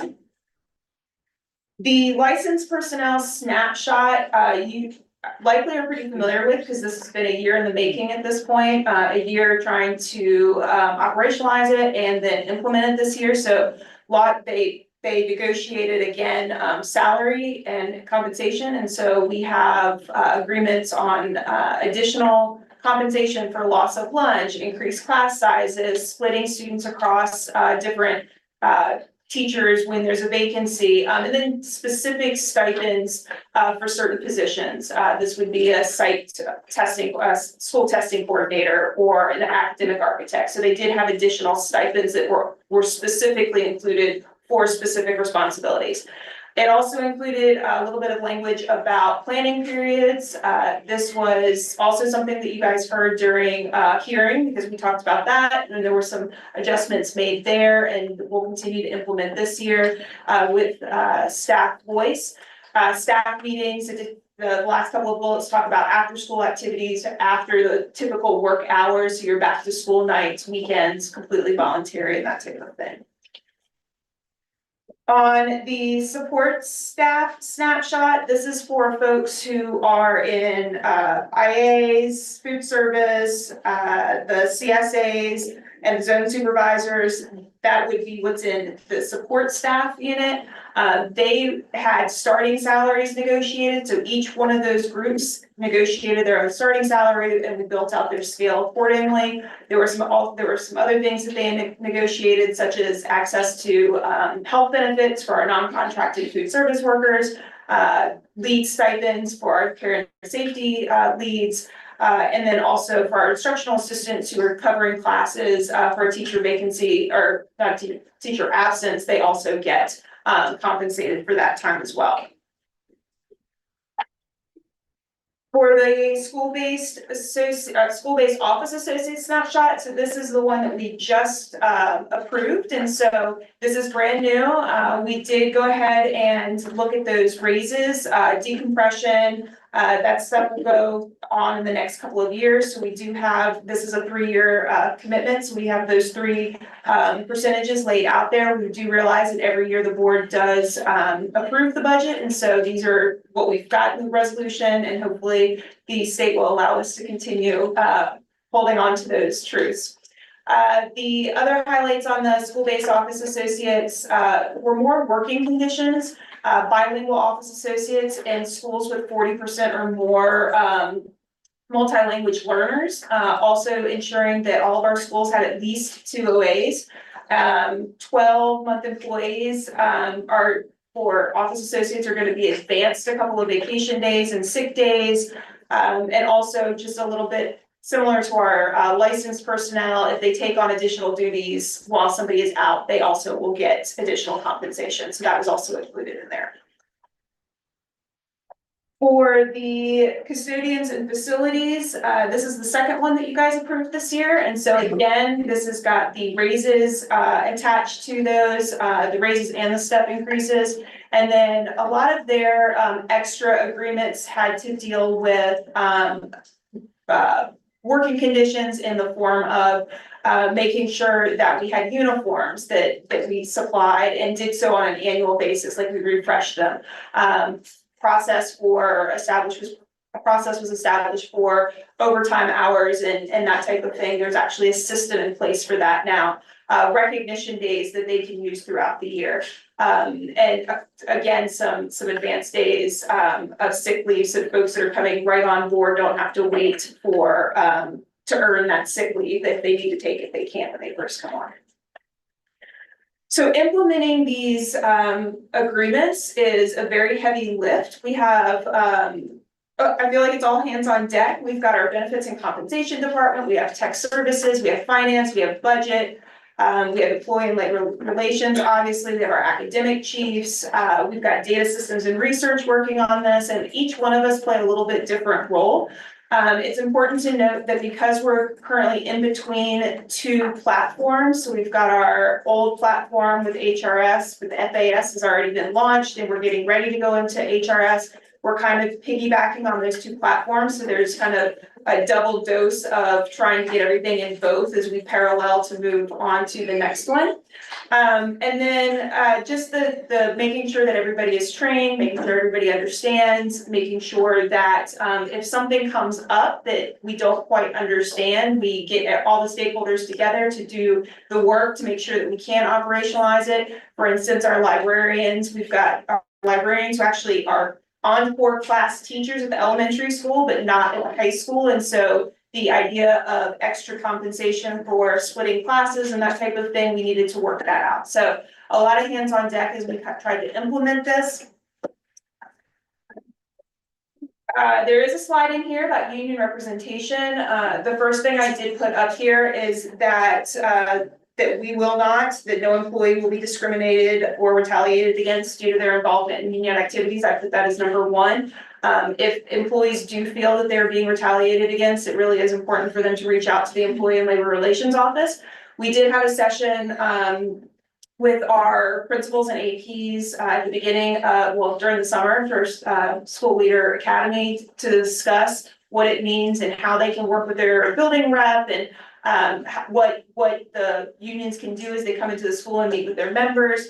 So our principals are also aware of this, but we also remain committed to if they need extra help and we need to come to faculty meetings and that type of thing, we're willing to do that as well. So we do have opportunities to make sure that everybody's on one accord, to make sure that these are implemented with fidelity.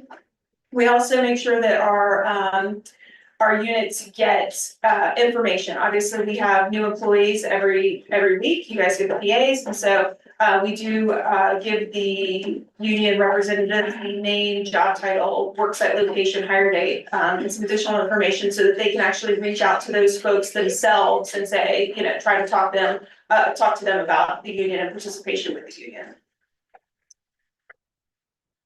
I do want to talk a little bit about impasse. As I shared, there are 2 units that we're currently at impasse with. This happens when we can't agree on all of the proposals that have been presented. And so we are in impasse right now with central office unit and the transportation unit. So the first part of this is actually declaring impasse, and then we have an opportunity to get a mediator. The resolution actually says that we have to have 4 mediation sessions, regardless if we're going to move anywhere or not. We have to have 4 mediation sessions, and so we had We worked with the federal labor board to have a neutral and go through those mediation with the central office unit because we had declared impasse a while ago. We just finished our 4 mediation sessions and have just had the cooling off period. So we are at tomorrow marks our done with the cooling period stage. And we need to move forward with either a panel if we can agree on a neutral or whether or not it'll come straight to the board. That's what we're discussing now. And then for our transportation unit, we are just at the level where we're just getting into the mediations. We have to have 4 mediation sessions. Our first one is scheduled for tomorrow and it'll go on in the next couple of weeks. Again, there'll be a cooling period if we can't get it resolved, and then we'll continue with the same process. It's important to note that until the impasse, until we reach a resolution, what has been put in place continues in place. So regardless of where we are in the negotiation, what has been in place and what has been in policy continues with the central office unit and the transportation unit until we get to a resolution. The last couple of slides here kind of talk a little bit about grievances. There are 2 types of grievances. One is specifically for our collective bargaining units, and the other one is for employees under Part 2 of the Code of Virginia. So the collective bargaining grievances, I believe, as one of our public speakers shared, I believe there are 4. I think there's a slide in here. There are 4 left to here, and those collective bargaining grievances are specifically because there's a thought that we are not following the resolution as stated. And so there's disagreement over that, and that's why those grievances were followed. The timeline is here. It does go into the respondent, and before it comes to the board, it doesn't go directly to the board. There's opportunities for respondents to weigh in and have it heard by several folks before it actually comes to the board. We have had difficulty scheduling those, but we look forward to getting those knocked out here pretty soon. Those are the CBA grievances. The Part 2 grievances are specifically about the application, interpretation, violation of policy or procedure. So that's specifically about something that may be in our policies that they are grieving. And so again, there's a timeline for this. And again, there's opportunities for different folks to take a peek at it before it comes to the board. Sometimes it does get resolved before it comes to the board, sometimes it does not.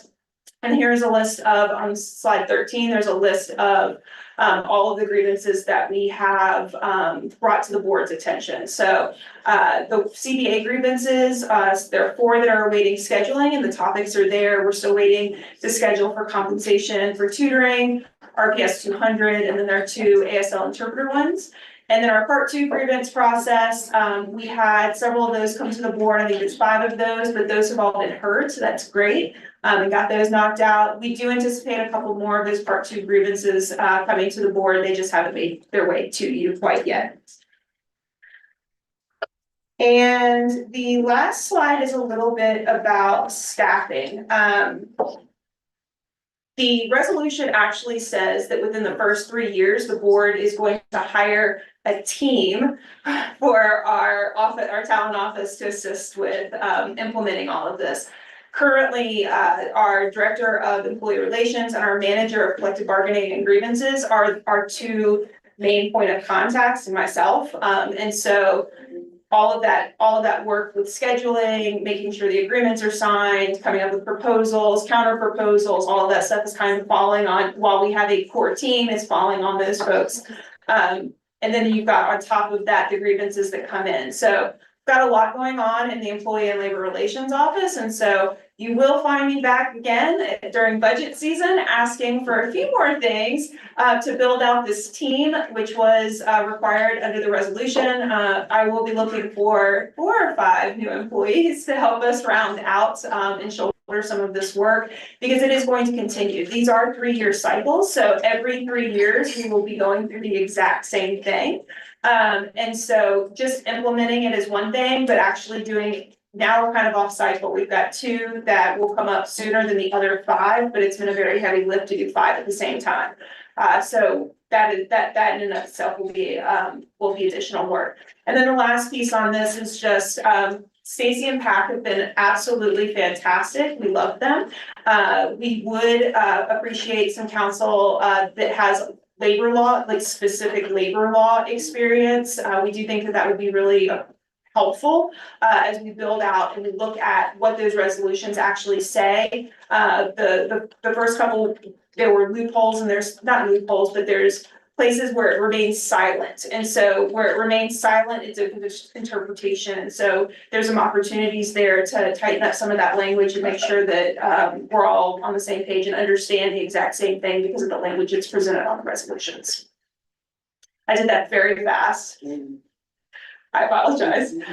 Are there any questions? Ms. White and Ms. Wizard. And then Dr. Harris Mahoney. Thank you, Madam Chair. Thank you, Ms. Clemens, for this presentation. But I do have a couple of questions and a statement looking at the presentation. I know right off you probably don't know the number, but how many agreements have your talent officer cleared? Because it seems like the ones that I'm looking at, they're coming to the board. And why is that? Because looking at the actual CBA, it seems like we're having a lot of grievance on like systems, processes, harassment, bullying. There should be clear policies in the talent office that we don't have to actually have grievance here at the board. But someone, I heard you right, the labor law, we need someone who do know labor law. So that y'all mediator that can come in and solve this before it comes to the board. Because we are, I know every board member is pretty much busy with their own lives. But we haven't got to those three yet. I mean, I know, so I would think that is there some way in this CBA that your team, you can form your own team with a lawyer or counselor that can help you do some of the grievance before they really come to us? What decides that it really comes to us? Because some of them I've seen that we have done, they look like they shouldn't have came at our level. So, Ms. Hayden, can you? If I can, yes, Madam Chair, Ms. White, so the matters that are currently need to be scheduled with the board, those come to the board because the resolution that the board adopted for collective bargaining provides for that. The resolution sets forth the process that includes a board hearing. So that's why those come before the board.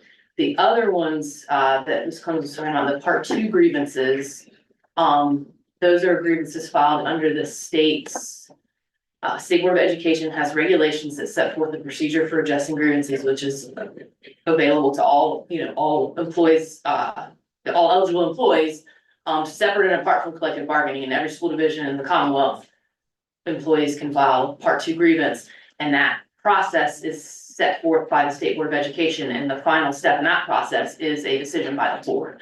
So there's not a way to stop those from coming to the board because that's set forth in the State Board of Ed's grievance procedure that every school division is required to follow. So all of those eventually come to the board if the employee requests it. The other ones, it's in the board's resolution, which the board can certainly change its resolution should it choose to do so.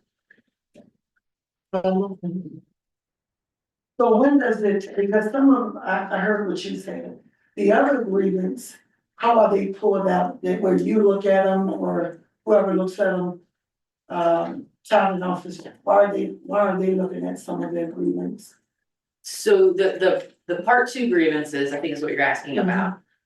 Those have a 4-step process set forth in the grievance procedure. Step 1 is an informal meeting with the employee's supervisor. You try to work out the problem. If they work it out, then it never goes any further. Step 2 is where the employee reduces the grievance to writing and files it with their immediate supervisor, and then they have a formal meeting at step 2, and they try to work out a resolution. If they resolve it there, it never even gets to the talent office to the superintendent's level. Step 3, if the employee is not satisfied with the step 2 decision of their immediate supervisor. Step 3 then elevates it to the superintendent or designee, and that's typically, sometimes that'll be the talent office, depending on where the grievance is originating. Step 3 is another formal meeting, and then the superintendent or his designee for that grievance attempts to, offer a resolution or try to, offer a decision. And then if the employee isn't satisfied, their final appeal is step 4, which comes to the board.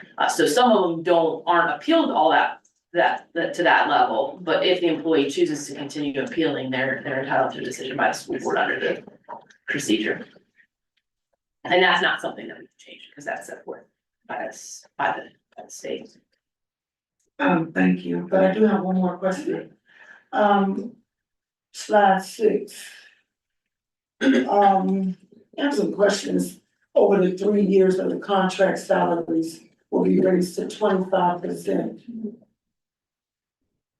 Where did those figures come from? I don't know what your acronyms is. You got 082, 083, AOs, A's. So these are the office assistant, this is the office associate 2s, office associate 3s, administrative office assistants, and office assistant 1 will be given 22% the first year. That one was that office assistant 1 and 22% in the first year was approved by the board because that was the lowest paid on the scale. The 8, 9, and 8, the 8 was approved by the board, the 9 and the 8 just make it up to 25, but do so in a way that it doesn't like put, us in a position where we're putting, 12% next year and then the remaining the following year.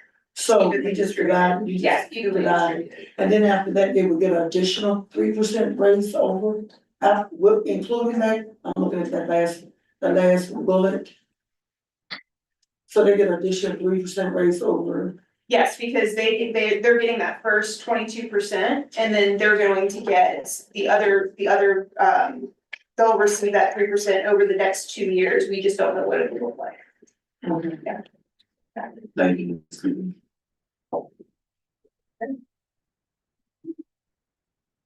Ms. Karen. Okay, so Ms. Rizzi. And Ms. Gibson. Thank you, Madam Chair. I appreciate this comprehensive overview. I think it's starting to come together now. It is quite complex and, but I appreciate your attempt to give us the practice for. I do have a question just about, you may have said this, but, I'm going to ask, but I had a principal today say that it was very hard to get teachers to stay after school for like clubs and other sponsorships, tutoring. And so I'm wondering, is compensation for those things written in here? And yes, do you have any idea why teachers aren't taking us up on it? So it is written in there, yes. The agreement talks a little bit about after school time, so it provides so that there's 2 hours of additional time that we can require for teachers. So like a back to school night or a literacy event or that type of thing. Anything over those 2 hours has to be compensated at their hourly rate. So why they're not doing that, you probably need to ask the REA, but my guess is just gonna be they need time with their families. They need a little bit of life balance. And so that's probably why they're not doing that. Yes, I guess. Yeah. Although I've spent many hours after school. Sponsoring. Thank you. Ms. Gibson. And Dr. Harris Mohammed. Thank you, Madam Chair.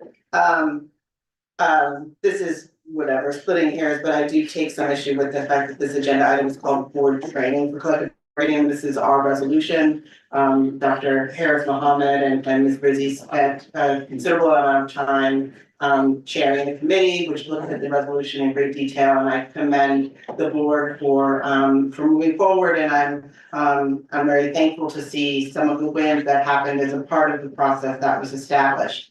I wanted to just make a couple of notes. One is regarding timing, and if we were to revisit the resolution, I do think that there might be some details regarding the timelines. One is, I think that there might be some oversimplification of the timeline that was presented, as I understand it. The transportation unit did not begin negotiations until November. And so, delaying that negotiation process until November, I'm sure was at least a factor in the fact that, we are at a place where we don't have a ratified contract in place after the start of the school year. And so I did want to highlight that. And I also wanted to, understand, I know your role specifically, like in terms of participation in the meetings, and Mr. Cameron, I wonder if you all were present at the initial meeting moving forward, and then that might help move things along a bit faster, just a consideration to be made. I think finally, the thing I want to express, and I have expressed this before, has to do with the alignment of the collective bargaining process with our budget adoption. We were presented a proposal for budget that included items that were still in negotiation, namely raises for custodians, for bus drivers, for central office employees. And really, that served to cut the process short, I think, because I think at least, if the board adopts a budget that has X double of dollars, it certainly helps. And again, I'm oversimplifying the process, right? But if you guys are at the table and they are saying I need 10%, and then the administration says I only have 2%, and then the board adopts a budget that says 2%, right? Certainly that takes away the fairness in the bargaining, right? Because the administration can say, sorry, the board said 2%, right? So somehow we have to stop that from happening, right? We need to ensure that the negotiations can happen as they are intended to do fully. And so I think that somehow things have to either be moved up sooner. And certainly what I was, some disappointment about, right, was that was not made more clear during the budget presentations, that was still in progress, right? I think the board was looking at the budget as if it was a done deal. Some may have understood that the collective process, bargaining process had gone through, and what we were reviewing were budgets that had been approved by the units. And so to review those documents that had a proposal ahead of them being finalized, I think sold the process a bit short. Thank you. Dr. Harris Mohammed. I just wanted to say thank you for providing this information for us. Even though we adopted it there was a motion December 6, 2021, that's 3 years ago, almost 4 years ago. And so I felt very strongly that we needed a touch up or something to help us understand where we were, the development of it, and things that we still need to do as a governance team and also as a division. I will share again that I think we need to have a fully staffed team dedicated to collective bargaining in our FY 25-26 budget. And so I hope we as a governance team can really be intentional about supporting that department. Also, funding for training as it is ongoing. So just put that out there, share that again, and I hope when we begin to take suggestions and bullet points in November, as we shared that we will do in the past for the superintendent and preparations for our budget talks in January, that we have funding set aside for dedicated full-time collective bargaining team. Thank you.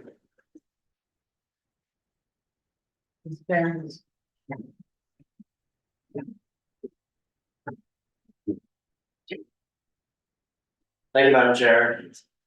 I wanted to try to bring to the resolution the question of the ASL contracts this evening. That would be helpful both for the personnel and for the administration.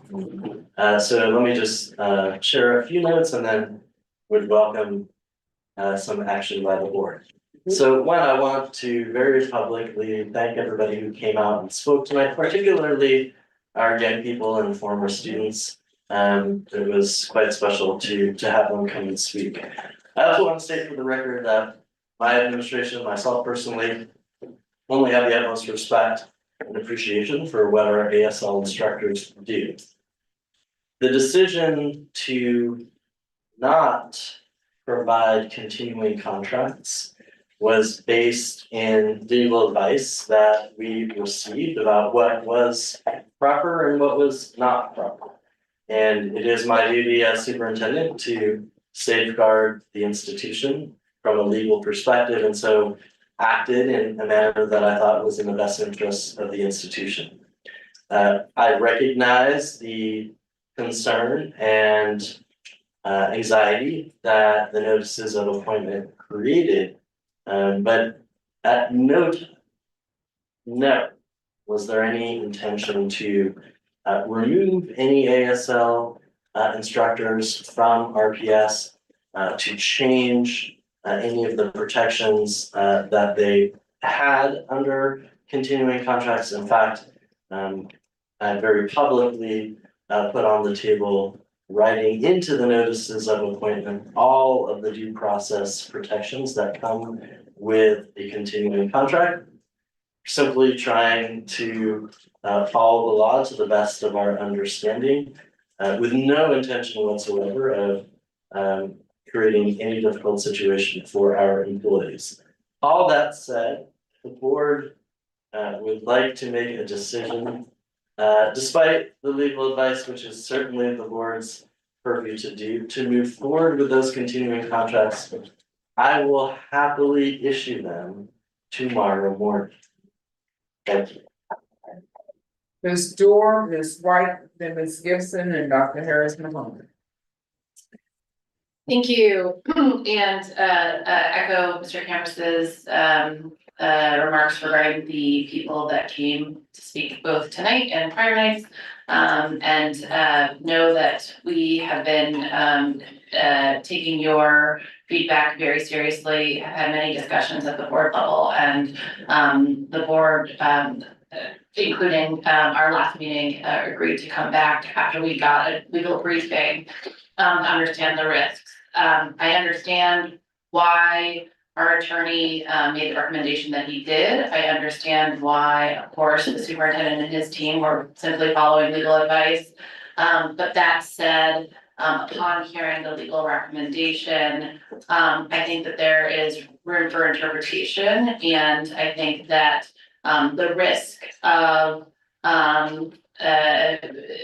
accepting that there's gray area here is certainly outweighs the risk of not giving our ASL teachers continuing contracts. So with that, I motion to give all of our ASL teachers continuing contracts. Second. Everybody says second. All right, before we move with the motion, we still have comments from Ms. White, Ms. Gibson, and Dr. Harris Mahoney. But did we get a second? Yeah. Yeah, that's the right. Well, the motion has been made, so we know that there will be ASL contracts.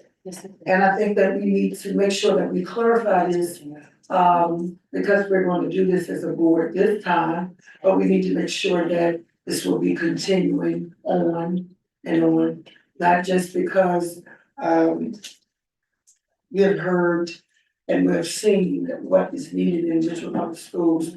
And of course, interpreters are greatly needed in Richmond Public Schools, and you will want to have the same interpreters. I do a little sign language myself, so I do know it very well a little bit. also my employment where I work at, there are a lot of interpreters. There also, so we would want the needs of our children to make sure that they are specialized at all times. And I agree and I support this 100%, but, I know that we're doing it because of this year, but, we need to look into it as far, are we gonna continue on with the same services? Ms. Gibson? Thank you, Madam Chair, and thank you, for the motion on the table. I do want to clarify one thing. From my perspective, there is no question about the law. The law has granted the board the ability to approve and adopt contracts. And, we do that in most of our meetings, and so we as a board should be looking at best practices done elsewhere. I was proud to see in Alexandria that they adopted collective bargaining that included continuing contracts for across the board that they were able to do. So the notion that this was illegal, I believe is false. And so I would encourage us to look at policy to ensure that moving forward, the board is and the staff members are not surprised by drastic changes like this to contract language. It serves the students, your staff members any good. And I do want to request to reiterate the motion on the table once again, because we're talking about continuing contracts. This language should allow them to continue into perpetuity. Thank you. Dr. Harris, thank you, Mr. Sawyer. Thank you so much, school board colleagues. Couple of concerns that I have, and I'm extremely excited that we are moving forward to ensuring that our interpreters have their contracts. But the root of this, and school board colleagues, we will have to address this as a governance team. I strongly believe that our school board attorney overstepped their boundary. If a concern was had about the contracts for interpreters, because we hired them and they report to us, that needed to be reported to the board first. A lot of this communication and upset and nerve-wracking and miscommunication could have been dealt with within decency and order, and I strongly believe that it was not. And I encourage us as a school board, minus the superintendent, because that is not his role as superintendent when the school board attorney reports to the board, that we address this with other concerns that we have. And we need to address this immediately with some tiered steps, sharing our concerns. So thank you so much for the opportunity to share that. Mr. Sawyer and Mr. Fernandez. Really a good point here, or say the same thing over and over again. I'm gonna say that, and reiterate Superintendent Campbell's point, that we love our ASL instructors. I signed myself, done it for several years. I look forward to actually going to our junior high school class in September to sign with some of our great students there. So I would say that we're super excited for all that you guys do day in, day out, and continue to do the great work. Ms. Fernandez? Thank you. Really excited that we landed here. Goes without saying how much we appreciate our ASL interpreters and all the work that they do. This is important that we continue down this path and remain consistent. And I'd just like to thank all of, not just the interpreters who came up, but also the administration took a lot of time and effort into trying to resolve the matter.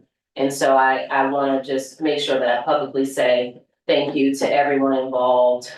This is what democracy is about, and the ability to come to the table and navigate through differences and come to a resolution that appears to be fair. I think that's what it's all about. And so thank you, Superintendent Cameron's administrative staff, and also the teachers who we value and respect a great deal, and just super excited that we were able to come to this resolution. And I will just note that by any means, just to highlight that this was not a question of whether or not a law or policy is broken. Simply interpretation of the law, which is what we were able to uncover. And because of that, we were able to move forward with the decision that we made. Thank you. Ms. Burke? Thank you, Madam Chair. This has been quite a process. And I can only imagine, I heard one of the young ladies that spoke, one of the teachers that spoke stated 27 years of service and to be in this position. That causes one to stop and think. So I'm in agreement with what Dr. Harris Muhammad suggested moving on, because this could happen to someone else in another department. But to start the school year off with this type of energy really causes a lot of concerns. And then I heard someone stated, Tony told me that was over 20, yes, that was over 20 some odd years ago, and he was well respected, a guru. Yes, absolutely. So when I heard that, I really got chills because that happened years ago. So where did we get to this point? So moving forward, my question is, Madam Chair, policy, there should be in writing moving forward exactly what's to take place so it doesn't take place again. So is the policy committee going to address this? Who will address this so that we don't have to come back to this place again in so many years? I know what's in place and what's questionable, but let's fix it so it doesn't happen again, because anytime little children come up here and tell us, former, and that's children first. So my question is, two questions, Madam Chair. Number one, who's gonna fix it in writing? I know who's supposed to be fixing it, but I'm asking for a reason, not God and these policy. Okay, all right. Okay, because we always turn to our attorneys as well. So, and where will that be done? Even though we offer contracts tomorrow, I still wanna know next year this time, we should be back at this podium again with the same conversation. And it doesn't need to be anybody else that's in that position as well. I couldn't process it. I was like, what is going on here? These people have been around forever. So, if it's a wrong on our part, let's fix it. Let's make it right. Thank you. And I do want to answer regarding when and who. So thank you, Mrs. Burke. Based on the feedback from board members, I see it as a three-pronged approach: attorney, administration, as well as our policy committee. And I see this is something we need to address now.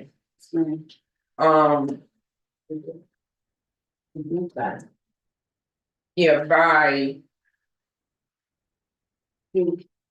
November good. Give us some time, because we bring it to you, I'm sorry. It's November good, school board colleagues, because if you think about the approach, the attorney keeps it a while, 14 days tops. Then it comes back to the administration with their feedback, then it comes back to the policy committee in between. So that's a month or a month and a half. And we do have meetings in between that, but I don't wanna say September because that's not realistic. But I do believe we can make this work by our second meeting in November for first read. And then second read in December, and at your pleasure in that meeting, our only meeting in December, we probably could suspend that rule for 2 readings and vote on it that evening. That's my recommendation. So Mr. Cameron and then Ms. Gibson. Thank you, Madam Chair. I completely defer to the board on the policy timeline, but Dr. Harris Mohammed laid out sounds perfectly reasonable to me. I wasn't joking, the contracts will literally go out tomorrow morning. So I don't want there to be any confusion that it's going to be months away. And I can assure you that nobody wants to go through this again next year. So these continuing contracts will go out as continuing contracts next year and going forward. I understand the board's desire to enshrine that in policy. And so again, I think the timeline that Dr. Harris Mohammed laid out sounds perfectly reasonable. Ms. Gibson? Thank you. I just want to highlight, so as we are looking at policy, and I think it's a couple of things. One has to do with just our protocols in terms of working with with our in-house legal team. So I don't know that that's a policy change, but it is a protocol that we need. There have been other instances, I think, with similar concerns. And then the other piece, as it pertains to policy, the way it needs to be worded, because there's another matter that we've got going on tonight, right, which is also related to this with the drivers, right, who were also caught off guard with the change made to their payment structure without due notice. So, and another one that comes to mind was the CTE teachers. I believe that might have been a year ago that were given a 10-month contract or a 12, they changed the contract length. So whatever it is, like, we need to stop staff being surprised by changes that are gonna impact their salary, their wage. I would just like to add that I am appreciative that we have come to a resolution. When it was first brought to our attention, it was very concerning because our ASL interpreters are critical support for our students, because I view them as a part of that support team, like with our occupational therapists, physical therapists, speech therapists. So that was a red flag to me. So I'm glad that we have come to this agreement. And I'm glad we will address this, so we will not be dealing with this again in the future. So, thank you. Are we ready to vote? Yes. Ms. Dorr, Yes. Ms. White, Yes. Ms. Gibson, Yes. Mr. Sawyer, Yes. Ms. Rizzi. Yes. And Dr. Harris Mohammed. Yes. Ms. Burke. Yes. Ms. Page, Yes. Ms. Fernandez. Yes. Motion passes unanimously. Okay. Board member, it is 9:09, and the next item about discussing the state priorities for the upcoming advocacy meeting with Senator Hashmi. That date is set for September 5th, 5:30 to 7:30. So I'm asking board members to provide their budget priorities by August 30th to the clerk, so that the information can be compiled in preparation for the meeting with Senator Hashmi on September the 5th. Is that a realistic date, timeline? Ms. Gibson? Thank you, Madam Chair. That timeline makes sense to me, but I think if this is advocacy, there could be items that we want to advocate for that may not have budget implications, perhaps. So that can be included as far as the budget priorities and priorities, advocacy priorities. Thank you. as well. Okay, so if you all can submit your information to the clerk by the 30th of October, August. That would give her time to compile the information in preparation for our meeting on the 5th of September. And next item, receive an update from the Director of School Board Audit Services on transportation audit. Campus. Yes, as I understand it, Mr. Grange is not available this evening, but what I did want to propose is that we proceed with the union representative's recommendation, which is to allow the mediations with the transportation unit to begin tomorrow and let them take their course and honor what is agreed upon by both parties, and that would be fabulous, and we'd be happy to let that play out. So if the board is in agreement with that, then we can just let the thoughts, let the process play out, and we don't need any further discussion at the board. Dr. Harris Mohammed and Ms. Gibson. School board colleagues, do we need a motion on that? I'm more than happy to have a motion. I think we can just let it do. Yeah, I just wanna make sure. Thank you. Okay. Ms. Gibson? Thank you, Madam Chair. I do have, some questions just related to some of the data. At our, I believe this was our August meeting, we received information about, we had motioned to receive regarding, the average annual take-home salary. And, that document said that the average take-home salary for drivers, including regular wages and overtime wages, was $40,000 in fiscal year 19, $52,000 in fiscal year 20, $53,000 in fiscal year 21, and then leading up to $85,347 in fiscal year 24. And looking at the data that we received from the administration with the additional numbers, it shows that the grand total for fiscal year 24, which includes overtime, additional bonus, overtime wages, regular wages, sick out pay, and the summer school wages. If you take all of that, which is noted at the very bottom, is $6.5 million, and I've got a honking big calculator here, so I'm gonna go ahead and do that. $6,543,392 and 51 cents divided by the number of drivers in fiscal year 24, which is noted as 127 equals $51,522.77. That ain't $85,000, y'all. So, it's important to understand, right? I mean, we received the numbers and we're taking them at face value, but this is quite a discrepancy. And so, you know, this document says total compensation. And you know, it was reported in the news, and this really matters because there is a narrative out there, right, that the bus drivers are making more than they deserve, right? Someone, I guess somebody and one of our drivers, and again, who knows if I hope this is true, but it was reported there was somebody making $120,000, right? So you put in the news that somebody's making $120,000, and then we put a document that says that the average salary for a bus driver was $85,347, right? And I'm sure there were some teachers that were like, sign me up for that, okay? But it doesn't appear to be true. It doesn't appear to be true.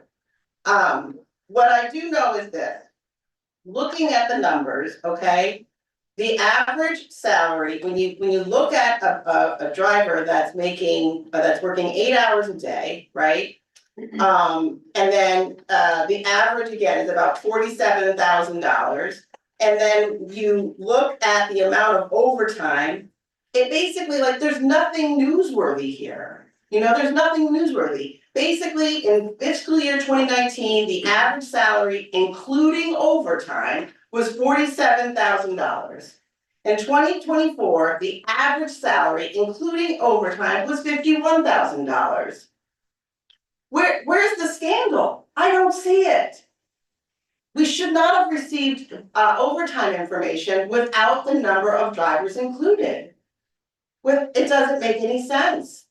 So, I encourage the administration to go back to the table. I am highly concerned that there are drivers who do not know how they're going to be paid for after school activities, because they're being told again that it's going to be changed.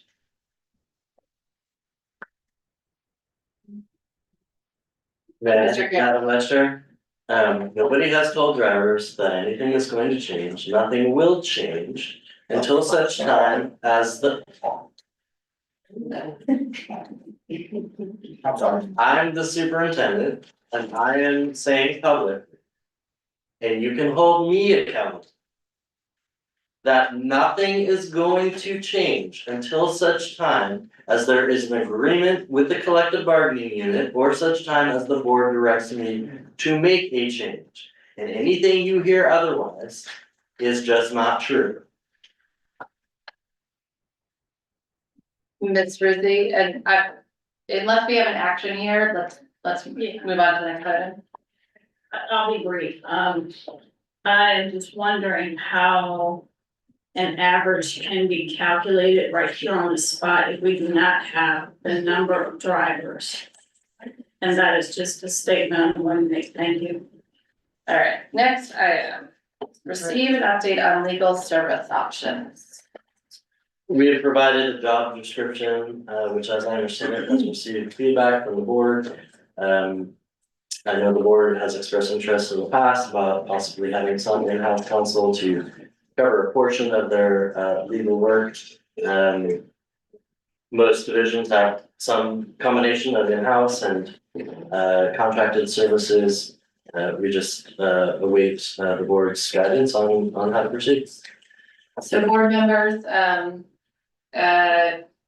please let us know, do you want to, let's try and keep this conversation focused around, do we want to move forward with, additional action as it relates to our legal services, and what type of action would you all, like the superintendent and the administration to move forward with? And if I may, Madam Vice Chair, given that there are significant budgetary implications, I do think whatever recommendation the board has, we should build into the upcoming budget, as distinct from perhaps making a change right at this point. Sounds great. So, what is the pleasure of the board to, if the board would like to move forward with, I think our options on the table are to stick with the status quo, to have the administration come back with some recommendations, for a hybrid option, or to move forward with exploring a single hire. Dr. Harris-Mohammed? Thank you, I came back right in time. When I reviewed this, it has reporting to the superintendent. I thought we shared that the search for the school board attorney and council will report to the school board. So that's the first concern I have. And then also, while we are searching for additional counsel, we want to make sure that we have noted up front that they would have to do some similar goals that the previous law firm did around evaluations. So what I'm hearing from Dr. Harris-Mohammed is a desire to, and I think many of us have some feedback on the job description, which I would encourage, if you don't have the feedback tonight, we can share that directly with the superintendent. One of which I agree is the reporting structure. The second is, is sort of, we need to think about if we're gonna make a change to move our legal counsel in-house, we need to think about the scope of services that would require. So my recommendation, building upon Dr. HM's is that I'd like to see, we've done this analysis a number of times, but what does our existing attorney do? What could a individual do? And then where are the gaps? Ms. Rizzi, Mr. Sawyer, and Ms. Gibson. Thank you, Madam Vice Chair. I just want to add in, we just heard that we have some need for someone with labor law experience, so that might be a way that we can cover that. Okay. So also keeping in mind the labor law, Mr. Sawyer. Ditto to what you just said. Ms. Gibson? Thank you. I just want to express that I would support bringing our legal services in-house, and I believe we need two positions. When our prior law firm was engaged, we had one associate that was pretty much focused on student matters, disciplinary matters, and then another legal counsel person that was focused on more division-wide matters. So I would think that two persons in the role would be able to cover the work that is required. I believe there must have been the error in that the position would report to the division superintendent, since it's clearly a school board function. So it does give me some, I was surprised to see that that change was made. And I also think it would be helpful again to get an overview about the neighboring districts, other comparable school districts and how they're handling legal services. I would support a change mid-year if that was approved, to do. I mean, especially I believe that this would provide some cost savings to the district that would be well used somewhere else. So I would approve moving forward with once we have agreement in terms of the numbers of positions and the roles, if the board is collectively in support of that. Thank you. Ms. Burke? Thank you, Madam Vice Chair. I'm in agreement with what's been said thus far, definitely the labor law experience, but also in terms of having, we were just discussing, someone in place to our disciplinary hearings, someone that's equipped with special education needs. Yeah. But to have an in-house person, but also definitely an in-house person, but also, a model where we have an additional attorney or team as needed. As needed, but definitely to have an in-house. So I'm in favor. I don't know whether financially we could turn that around this fast between now and January. I don't want us to hurriedly move forward on this without dotting all our i's and crossing all our t's. But I am in favor. I don't know how you want to move forward with that. But having someone that's student services, and also since we're under collective bargaining as well, we need to make sure we're in order at this level. So maybe we need to also have someone that's not up to date, but well versed in collective bargaining. So 3 items: labor law is different than collective bargaining. And that's new for the state of Virginia. A lot of people looking to us. We're talking about going other places, but I get phone calls, I know we all do often. How did you all do this? How did you do that? Because they're looking, and we are the model, we're the poster child. Okay, but special ed, labor law, disciplinary, and overall collective bargaining. Those areas in-house, and then have someone in place for other legal items that come down. So just to summarize the list of requests to date, to write down, and I'll get to Ms. White and Ms. Rizzi. Want the superintendent to come back with a recommendation, removing the reporting to the superintendent, exploring a upwards of 1 or 2 or more positions for labor, collective bargaining, special ed, student matters, and overall division-wide matters. Explore an in-house only approach and or a hybrid approach, and explore making the change in January versus at the start of the next fiscal year. Ms. White, anything to add to that request? I think Ms. Burke added everything, but I would like to add costs. As well as, I like to put back in policies, because we used to have attorney that used to offer, give us a list of policies that needed updated provision. And also evaluation. Okay, adding to the list, policy review, evaluations, and of course, I think that's, any proposal that we evaluate must include cost. Ms. Rizzi? Yeah, and with the cost part, I do wanna just note that a hybrid or even in-house. Because surely we'll have to contract out for some things, even if they're in-house, it won't necessarily mean cost savings. Yes, I will say, having been through this analysis now 3 times, since I've been on the board, it seems good on paper, but there's more to it.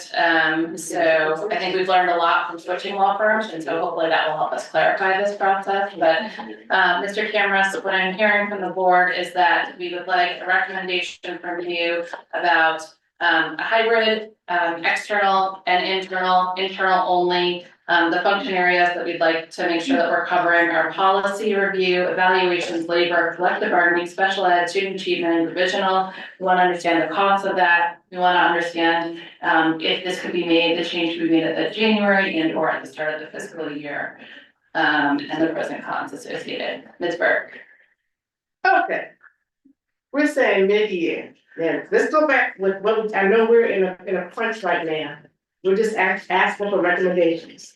To think of all the other recommendations that we're asking the superintendent and his team to do at this point? I'm concerned. Ms. Berg, Yeah. I'm sorry, I completely agree, I was just trying to capture everyone else's Alright. feedback, Well, so. I'm not in agreement with asking him to do this, his team to do this, so we can make a change in January. Do I, What I'm asking is that we just stretch it out a little bit more. I would agree with that. All the other, we have a lot. Yeah. That's on our plates and a lot that we're putting them down, like the bargaining piece, the grievances piece, the new persons that, not that the special teachers that we just put back on contract. It's a lot going on, all that my HR person had just presented as well. I don't wanna spread, they're already stretched. Agreed. So I don't wanna stretch them so much, whereas we'll come back to the table and say, oh, we could have done this differently. Yeah. So sometimes let's give them a little grace. Ms. Berg, I agree, and I'm sure Mr. Sawyer can talk to as an HR professional, it would take at least 3 months or more, probably 6 to find a high functioning attorney. So, do I see consensus on the board to, make the recommendation in preparation for, as part of our budget season for, potentially a change in fiscal year 25? For 25. Okay, all right. Okay. For 25, 26. Seems like we have consensus on that. All right, Yeah, let's get through this here. next item, I'll pass it over to Madam Chair. Thank you, Madam Vice Chair. Madam Chair, it's 9:30, just to reiterate. It's 9:30, just to reiterate. Okay, 9:30, and we have a couple items in closed. So the next item is receive an update on attendance revitalization proposal. Thank you, Madam Chair. I would ask that everyone review the proposal and share feedback with us. And then we can bring it back at a future board meeting to discuss and further.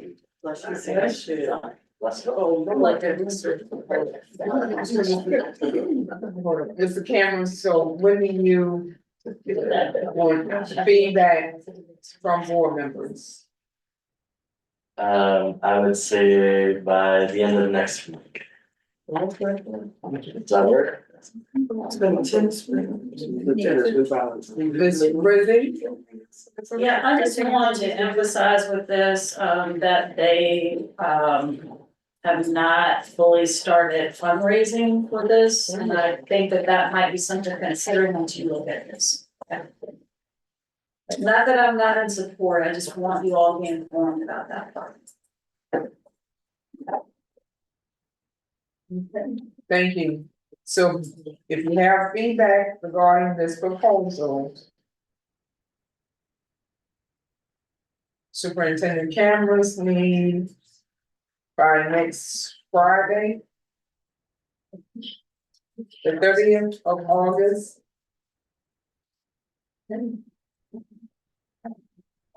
Next item, receive for first read contracts over $100,000. Thank you, Madam Chair. We have 3 contracts we're bringing forward this evening, one for technology services, one for fresh produce, and one for our external auditing services with Trevor Decker. Given the hour, please email me with any feedback that you may have in advance of our next board meeting. Thank you.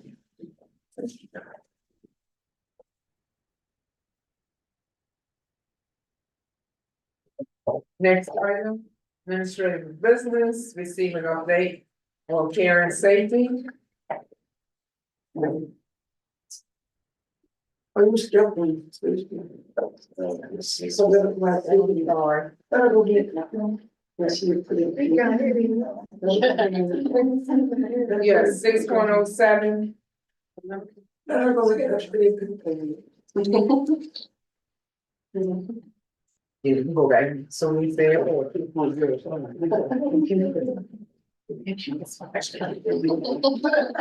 Oh.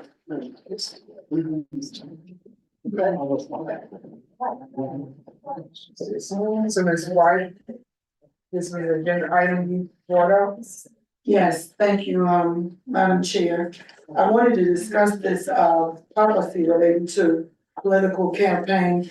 And I know that Mr. Cameron did send some information out to us. I really didn't, he addressed it as campaign officials.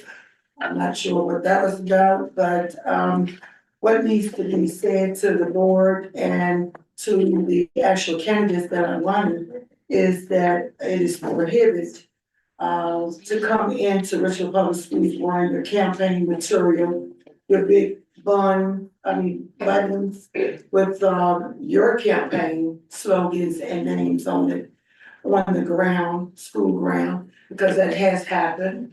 And, they have called me, so I think that is prohibited, even those ones who think, I'm up for reelection too. So if it's not right for them, then it's not right for me to walk in my school with my material on either. So I didn't understand what you said, campaign officials, and some of the people on there were not campaign officials. So this needs to be addressed at the level of the superintendent and the actual principals to know that it is not, it's not allowed in our schools, that when people come into the schools or any type of functions, evening functions, that they're shirts in our school.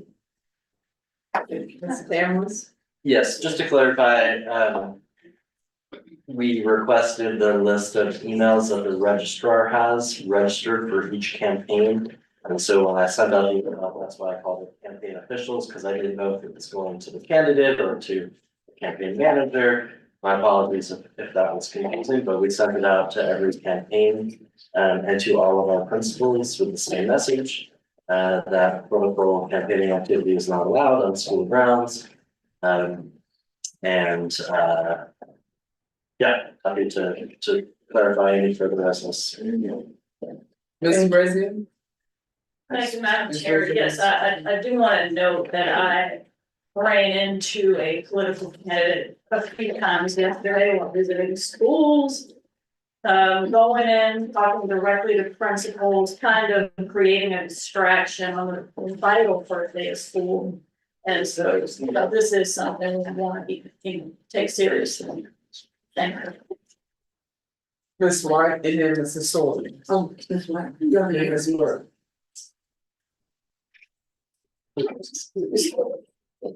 Not a, I really.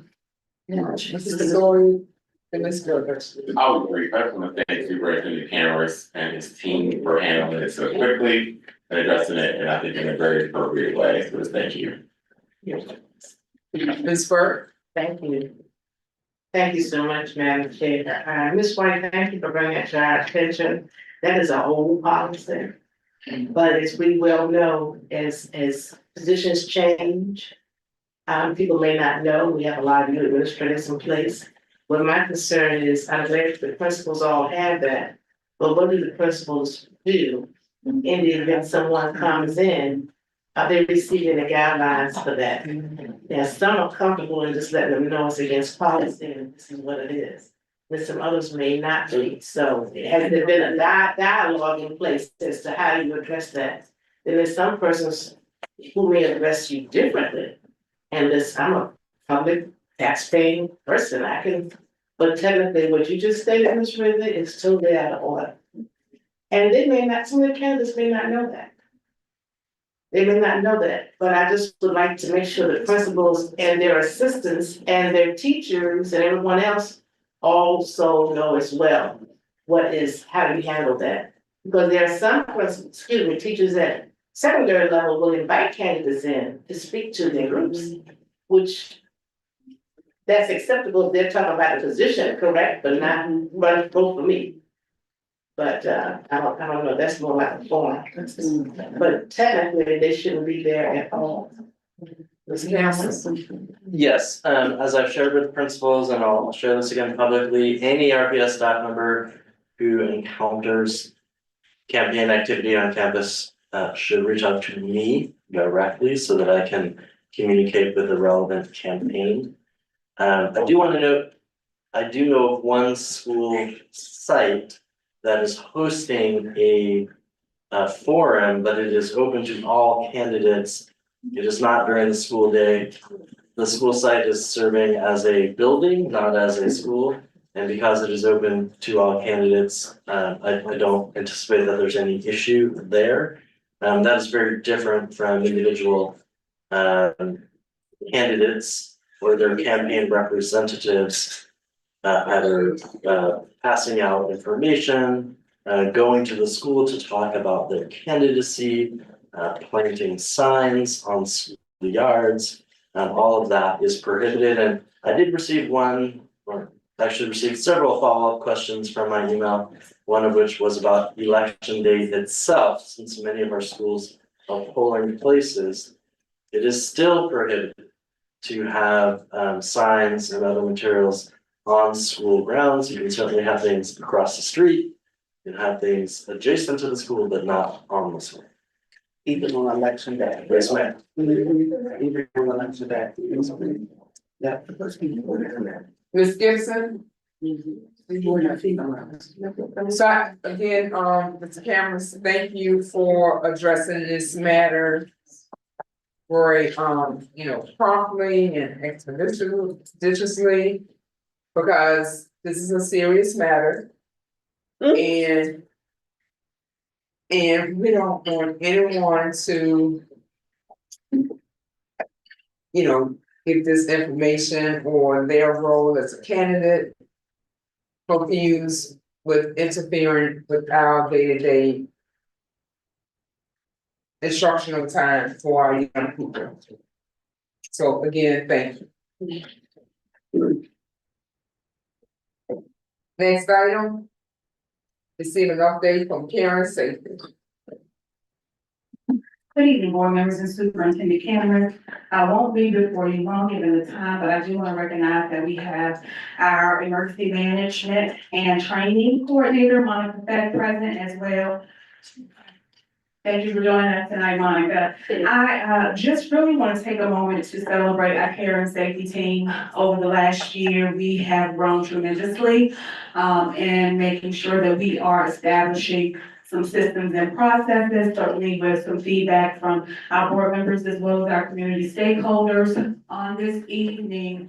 And I believe the board clerk passed them out to you. It is a hard copy of our crisis manual, so that we can be compliant with what the code requires. We are asking for the board support in adopting that as our document of record for our division level crisis plan. I do want to say that this is our internal document, and so I do ask that you safeguard it, but we wanted to really show you that we have come miles from where we were. We still have some ways to go, but we feel like we're in pretty good shape and we're going in the right trajectory. So that's ask number one for this evening. And then the second ask for this evening is, I think other school divisions are realizing the importance of a care and safety role within their school division, despite of whatever they may call them. And we really want to ensure that we are able to be competitive with our neighboring school divisions. Certainly, our starting salary is not where we would want it to be. It's right around $33,000. And we have one of our neighboring school division who has taken some of our employees. Their starting salary is $44,000. And so we are really asking for the board support and providing the bonus for our care and safety team, as well as our SSAs. It is a critical role. We want to make sure that we're able to attract and retain the best. And I'm sure each of you all can agree that this role has been vital to RPS. Ms. Barton, can you articulate the bonus that we're asking for approval tonight? Yes, this is quite ambitious, but we are still going to ask because we believe that you will support the fact that we have increased our care and safety levels and want to be able to maintain quality talent. And so we're asking that each of our care and safety officers receive a $3,000 bonus, and our SSAs, which is our school support aides, who work equally hard, they are part-time employees on the care and safety team, receive $1,000 bonus for a cumulative total of about $245,000. To fully fund this, 80 CSAs, 6 CSA supervisors, as well as right now 15 SSAs. And can you just also speak to how it would be funded? Yes, so we do have some savings left over for our, initiatives for hard to staff schools as well as bonuses, that were calculated or set aside within the ARPA.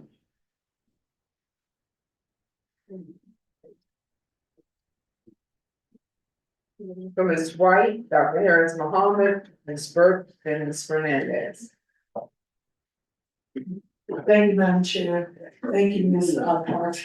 Your last, you opened up a question as soon as you said hard to fill schools. So, we still have some openings that are hard to fill schools. If we give away this money, will we have some, how will we get money to, in case we have to hire someone at one of the hard to fill schools? We have enough for the number of vacancies that we have to be able to pay the hard staff bonus in those schools. Okay. And then my, another question for Ms. Parks. I have to agree, I will support that bonus, cause they do have some of the best. I know at my school, I have 6 new, the best, and I have 1 at Carver, which is the best. And the, support, they are doing such a great job, and, I will support the bonuses for both if it came to the actual, board. Dr. Harris Mohammed, Ms. Burke, and then Ms. Fernandez.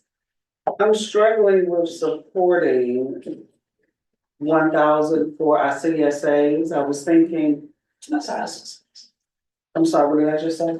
It was 3,000 for the CSAs and 1,000 for the SSAs. I'm sorry, the SSAs. I'm struggling with the 1,000 for the SSAs because they do,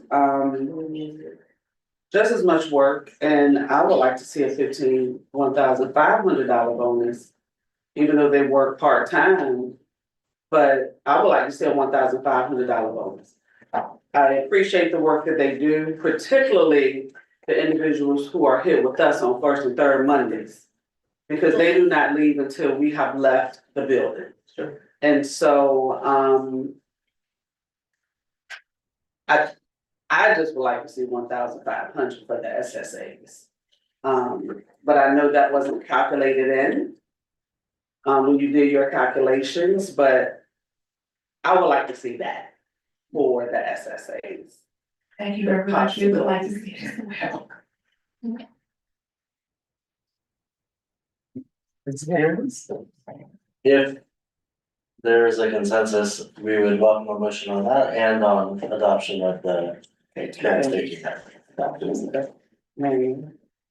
Ms. Burke and Ms. Fernandez. Thank you, Madam Chair. Thank you for this recommendation.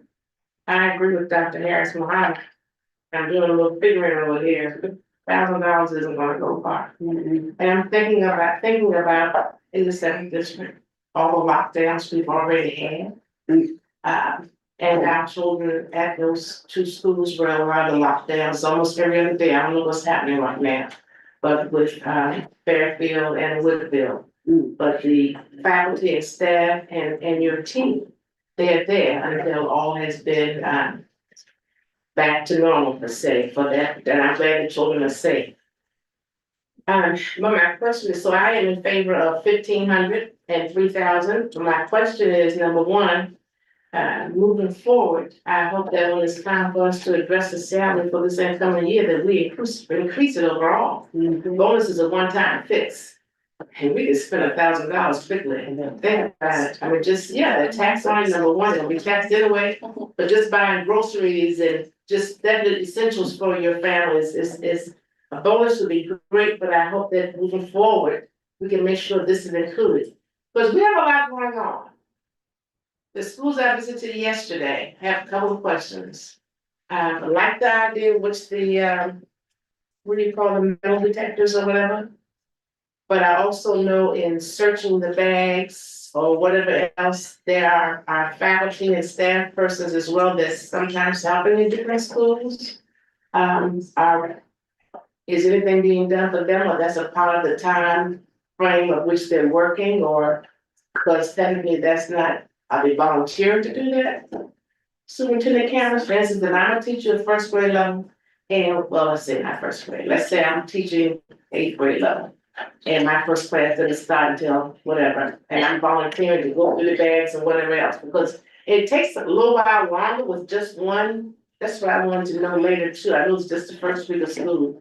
But how many minutes does it take to go through that one, metal detector? So number one, how many minutes does it take to go through the metal detector? I know you know that now. Number two, staff persons that are helping out, is there any compensation for them, be it time, be it what's being done for them, or is that volunteer? So there are no mandates on the staff who are assisting with morning arrival.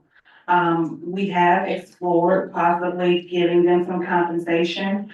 However, that's not anything that we have explored in depth because we did not plan for it. So no mandates, but we do have some staff members that use that as a duty to be able to assist with morning arrival. But they're not being, it's under their umbrella of it's not moving forward, maybe that's something we're going to consider. I believe it's their morning duty, but let me get clarification because schools are doing different things depending upon the dynamics of their schools and the number of support staff that they may need for morning arrival. So let me get you some definitives. So do you, after Ms. Fernandez, a motion needs to be made? Okay, thank you.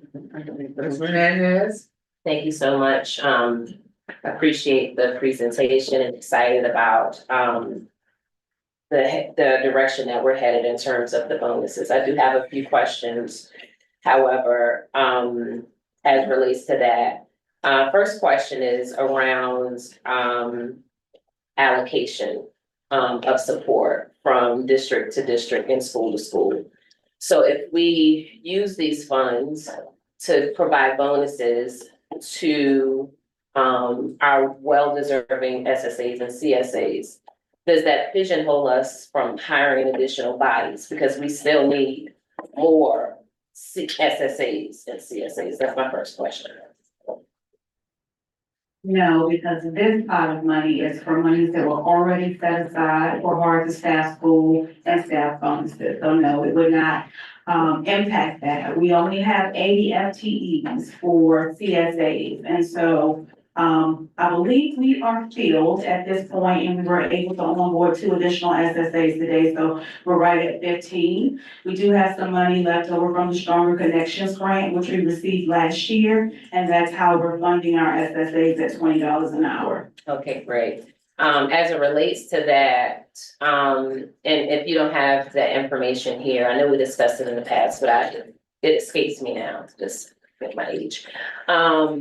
I'd like to understand, again, with allocation,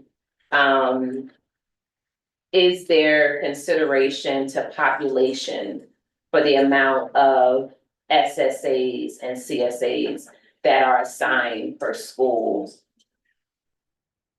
So yes, there are considerations to population, which is one of the reasons why we worked the SSA role, because we didn't have enough FTEs for CSAs for our larger middle schools, such as River City Middle School, who need some additional support.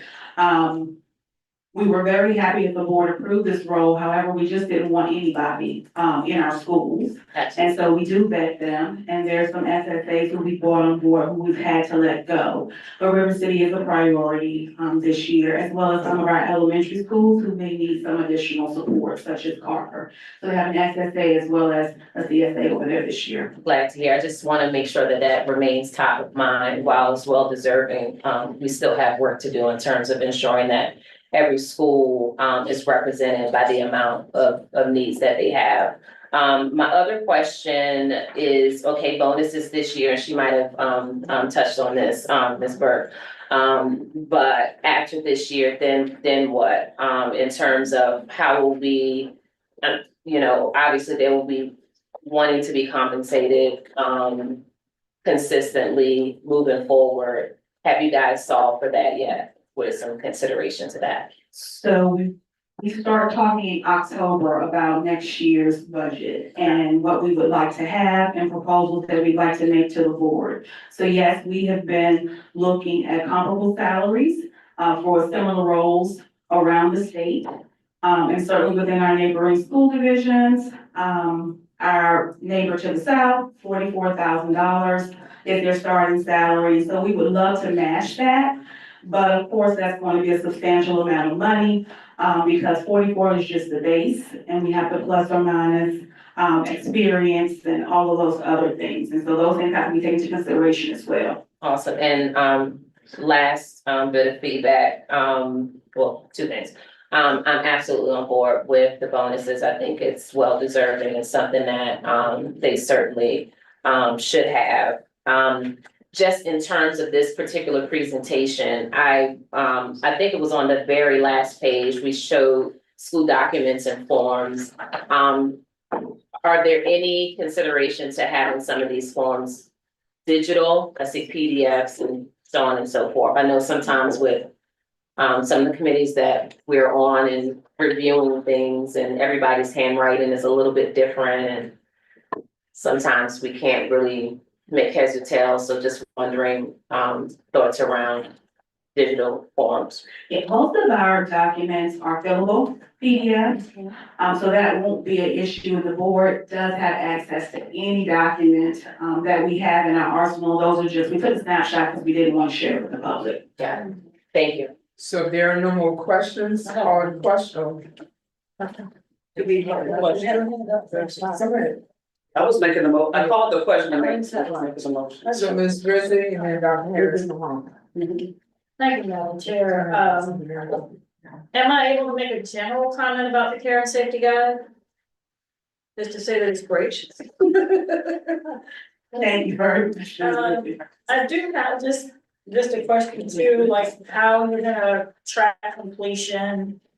Are there gonna be TDs to go over it at the school level?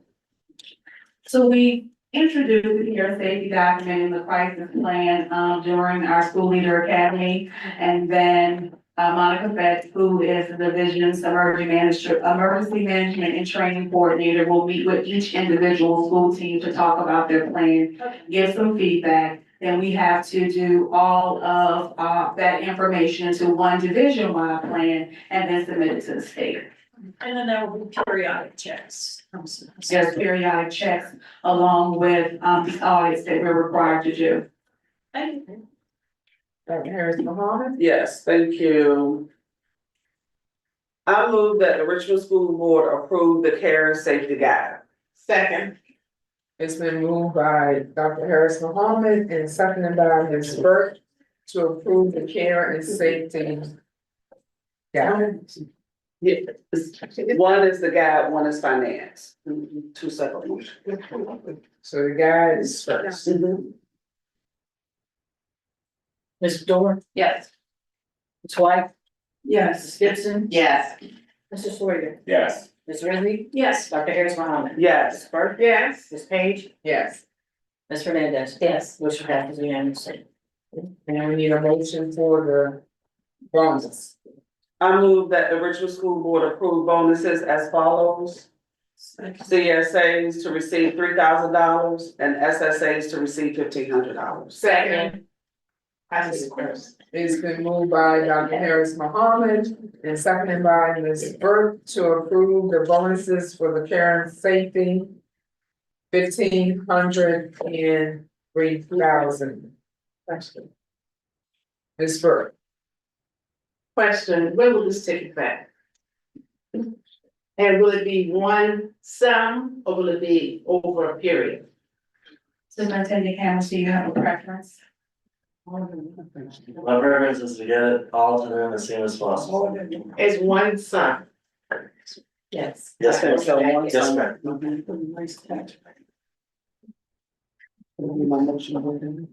Yeah, it's fine, this stays in it. Okay.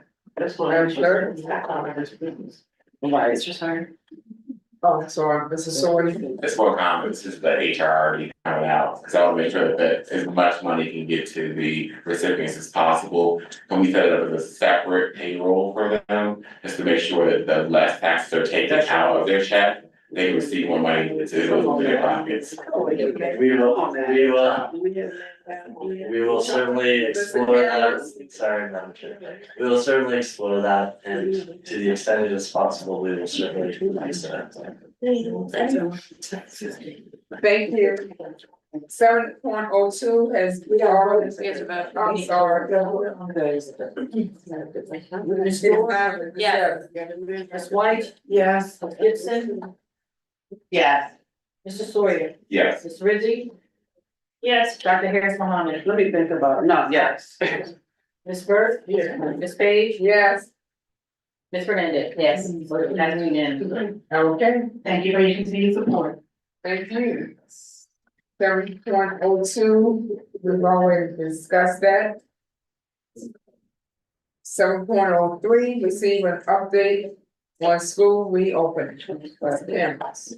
Thank you, Madam Chair. School is open and it is going well. Thank you to everybody who has visited, to board members who've gone out and lent your support, to principals and teachers and staff, brought treats to everybody. We really do appreciate it. The one note that has come up on my radar screen is just some overcrowding on the ARCS bus run, but the team has already put in place a temporary fix for that now, and then ultimately we'll have a longer term fix for that. A couple of here and there facilities matters that we're addressing, but by and large, it's been a really successful start to the year. And as you all know, the state released the SOL results today. And as I shared with all of you and as has been reported, we are up in all 5 SOL subjects across the board. It's really quite fantastic. A huge shout out to our teachers and our administrators and all of the support staff who all made that happen. We will provide you a detailed update on that come September 9th, our next meeting. One little tidbit I do want to note also, actually 2 tidbits. We also, what's that? Am I? No, Okay. Ms. Page. We also have, there are 5 more schools that have reached accreditation, including our 2nd comprehensive high school, Thomas Jefferson High School. So we're excited to celebrate with them tomorrow morning. We're doing a press conference at 9:30. We also had our 2nd comprehensive middle school, that's Dogwood. And then we also had 3 more elementary schools in the east end, Bellevue, on the south side, Reed, and on the north side. You better say that. You better say open show. So very excited about that. So great news all around, and again, thank you to everybody who has made all this possible. Okay, thank you for that fabulous update. My question. Ms. Moore, Ms. Gibson. And Ms. White. Thank you, Mr. Cameras, and to the staff and teachers for a really smooth school opening. Every year it seems to get better and better. I know we'll review the SOL pass rates, but I think it's amazing that we're up 10% in writing, 10% in science. It's pretty incredible. So kudos to the team for starting the year on a strong foot. I have heard about the ARPS stuff, and I also wanted to see, as you're exploring that, it's come to my attention that there's not a HubSpot north or on the east end, and so it's very inconvenient for families on the north side and the east end. So if you could look into that as well, that'd be great. Yes, that's also on our radar screen, and I appreciate the very helpful maps. We have received this already and are already thinking through how we can get a stop in the east end. Before we get to the next question, I just wanted to ask a question. Our media, I see that they are here. I hope they tell somebody in the back. I hope that you are reporting the good news about our SOL data. We really would appreciate that. Thank you. She said she gave me Ms. stuff. White. Thank you. Thank you. She gave them. Yeah, it was gonna be Madam. Thank you, Madam Chair. Looking at this, actual, PowerPoint, I do have a question from last week, Mr. Cameron. I think Ms. Clemens is here today. My question was looking at the teachers' vacancies. I had asked the question last week. about the application process. And, I just wanted to make sure, so the board would know, because, it was, stated that the application, I guess it's a new application process, or is this the same one and we just kind of like tweaked it, concerning individuals' applications, and they're open only to that specific school, and why not they aren't open to all the schools so that they can see, like an open pool. So if I was, say for instance, wanna go to Carver, I had to actually put it in Carver so they could actually pull that, particular application. And by some schools being hard to fill, everybody's just not going to give you an application. Cause I'm looking at, quite a few vacancies in certain schools. So I wanted to know why wasn't it an open pool? So, you know, different ones could just pull the, actual applicants that they needed. So we do have some positions where we pull the candidates, and it'll say various locations on it, and maybe it's a STEM teacher, maybe it's a music teacher, that type of thing, and then I'll have the secondary or elementary level on it. The specific grade levels, we do break out by school and make it so that only the hiring managers can see their applications for their particular school, for a couple of reasons. One of them is because of user experience. So a lot of folks will only apply to the schools if they really want to go to. They don't want to have phone calls from everybody else. They then put them in a spot where it's like, no, I really don't want to come to your school and I don't want to do an interview. So, you know, they won't apply to those schools specifically. There have been situations where we had to move some folks, like a sub or something like that, or we transferred somebody and we gave the opportunity to the hiring manager, hey, this position was actually just filled, here are the applicants for this particular position. But right now, what we're struggling with elementary is a lot of the candidates are out of the country and are seeking sponsorships, and they won't get here until later in the year. So there's this, they're not seeing as many applicants in their particular school because those people are applying at all of the schools, but they're not going through the process with it. Well, I was just talking about teachers in general, really wide open, because, you know, certain teachers in certain schools, if they have that opportunity to say, well, I don't wanna go to this school, and, I'm giving it to, like, the example, and you said that's a hard to fill school, they may wanna go to a more easy school to be filled than to go there. So I was just wondering why it wasn't open, the teacher's part, based on the vacancies that we have. It's a user experience. It's so that folks know that they're applying for a specific job at a certain school and they're going to get a call from a certain hiring manager. And it's my follow-up is, do we have a new licensing process?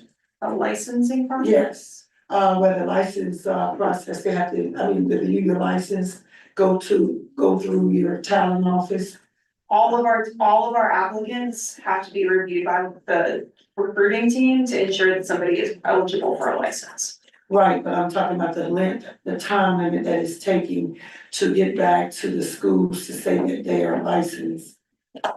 That's the license itself being issued, that's a DOE issue. We send the paperwork off and then we're at their mercy about when we get that information back. They also don't mail anything anymore, they send it out on email or into their online portal, and we as a division don't have access to online portal, only the employee does. And some of them aren't aware that they need to go back into their portal to check to see if they've received communication, so we try to keep up with them and say, hey, have you received anything? So we've got reminders on calendars to be like 6 weeks, we're gonna call and we're gonna say, have you gotten anything in your Baylo account? Because we won't get that information. Okay, thank you. Ms. Burke, and then Ms. Gibson. Thank you, Madam Chair, and thank you, it's a great school, opening. I know we had a couple of bitches with buses, but we usually do on the first day of school, so I'm sure that will work out. As well as parents trying to get to the schools for dismissal, traffic really being backed up. Because everybody wants to be a part of the process on the first couple of days of school, but I'm sure that'll work out. I just want to make sure we give a shout out, and sticking to the cameras, I saw your videos, thank you so very much, and I have several too. I am so appreciative in the manner in which our administrators distributed the backpacks. That was close to $1 million project, y'all, okay? And I saw, thank you to Ms. Chang, thank you to Ms. Parks, I appreciate it so much in making sure that our principals, the camps were in place, and I just wanted to make sure we acknowledge every student, and when I went from school to school yesterday, we were hanging on the whatever, in one school, at Franklin Military Academy, Principal Hudson was passing out the phone books to put inside of the backpacks, and everything was in place. But I thank you for the organization in which it took place with that, and I want to be mindful of thanking Virginia Commonwealth University, thanking CoStar, who really went all out. Thank you to Estes Express for transporting all of these backpacks to each school and wrapping them as well. Thank you to the Richmond Convention Center for providing that space, and we already have the dates for next year. Thank you to Dominion Energy, Enterprise, Target, Virginia Lottery, and Comcast, and of course, my dear friend, Timmy Wynn at VCU. A shout out and thank you. A couple of principals said, I haven't seen the list, Ms. Burke. I said, yes, you have, because I haven't. To make sure they thank the person, but they're very appreciative. And a couple of students and parents shared on yesterday that they couldn't believe it, but this is not the first year we've done this, but it's the first time with a clear backpack. I mean, we've been doing this since 2017, y'all. It started in the East End, and now we've gone from 2,000 backpacks to 39,595, whatever it is, over 39,000 backpacks have been given to Richmond City, Title I schools in Henrico, Chesterfield, Hanover. The list is extensive, and I'm gonna probably do a little write-up, Superintendent Cameron, because I do want to shout out in the RPS direct, because the community really came together. We had over 600 volunteers. But also a lot of the localities liked the idea, this was not just Richmond City, we shared the blessing across the board. So shout out to all of our teachers and principals, administrative staff, custodial staff, that make sure that every child and the backpacks are gorgeous. So thank you. And listen, I didn't leave you out, thank you too, for your PR, please, appreciate it. Mr. Story and Ms. Rizzi. Mr. Story and Ms. Rizzi. I just wanted to shout out the fact that I saw an increase. What's wrong? Were you? No, It's kind of turning into an announcement. But I just wanna highlight the fact that I saw a lot more support for our multi-language learners and their parents. It was a lot less stressful for them this time around, and I appreciate it, and I know our families appreciated it. And so kudos for, like, you know, at least trying, you know, I think we still have a ways to go with being able to fully service the students, but it was definitely an improvement yesterday. Ms. Fernandez.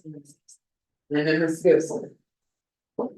I just want to piggyback off of what everyone else has said, and I'm just pleased to hear the results for the SOLs. And so we talked about a couple of them, but I want to shout out all of them. Reading was a 3% increase, writing was a 10% increase.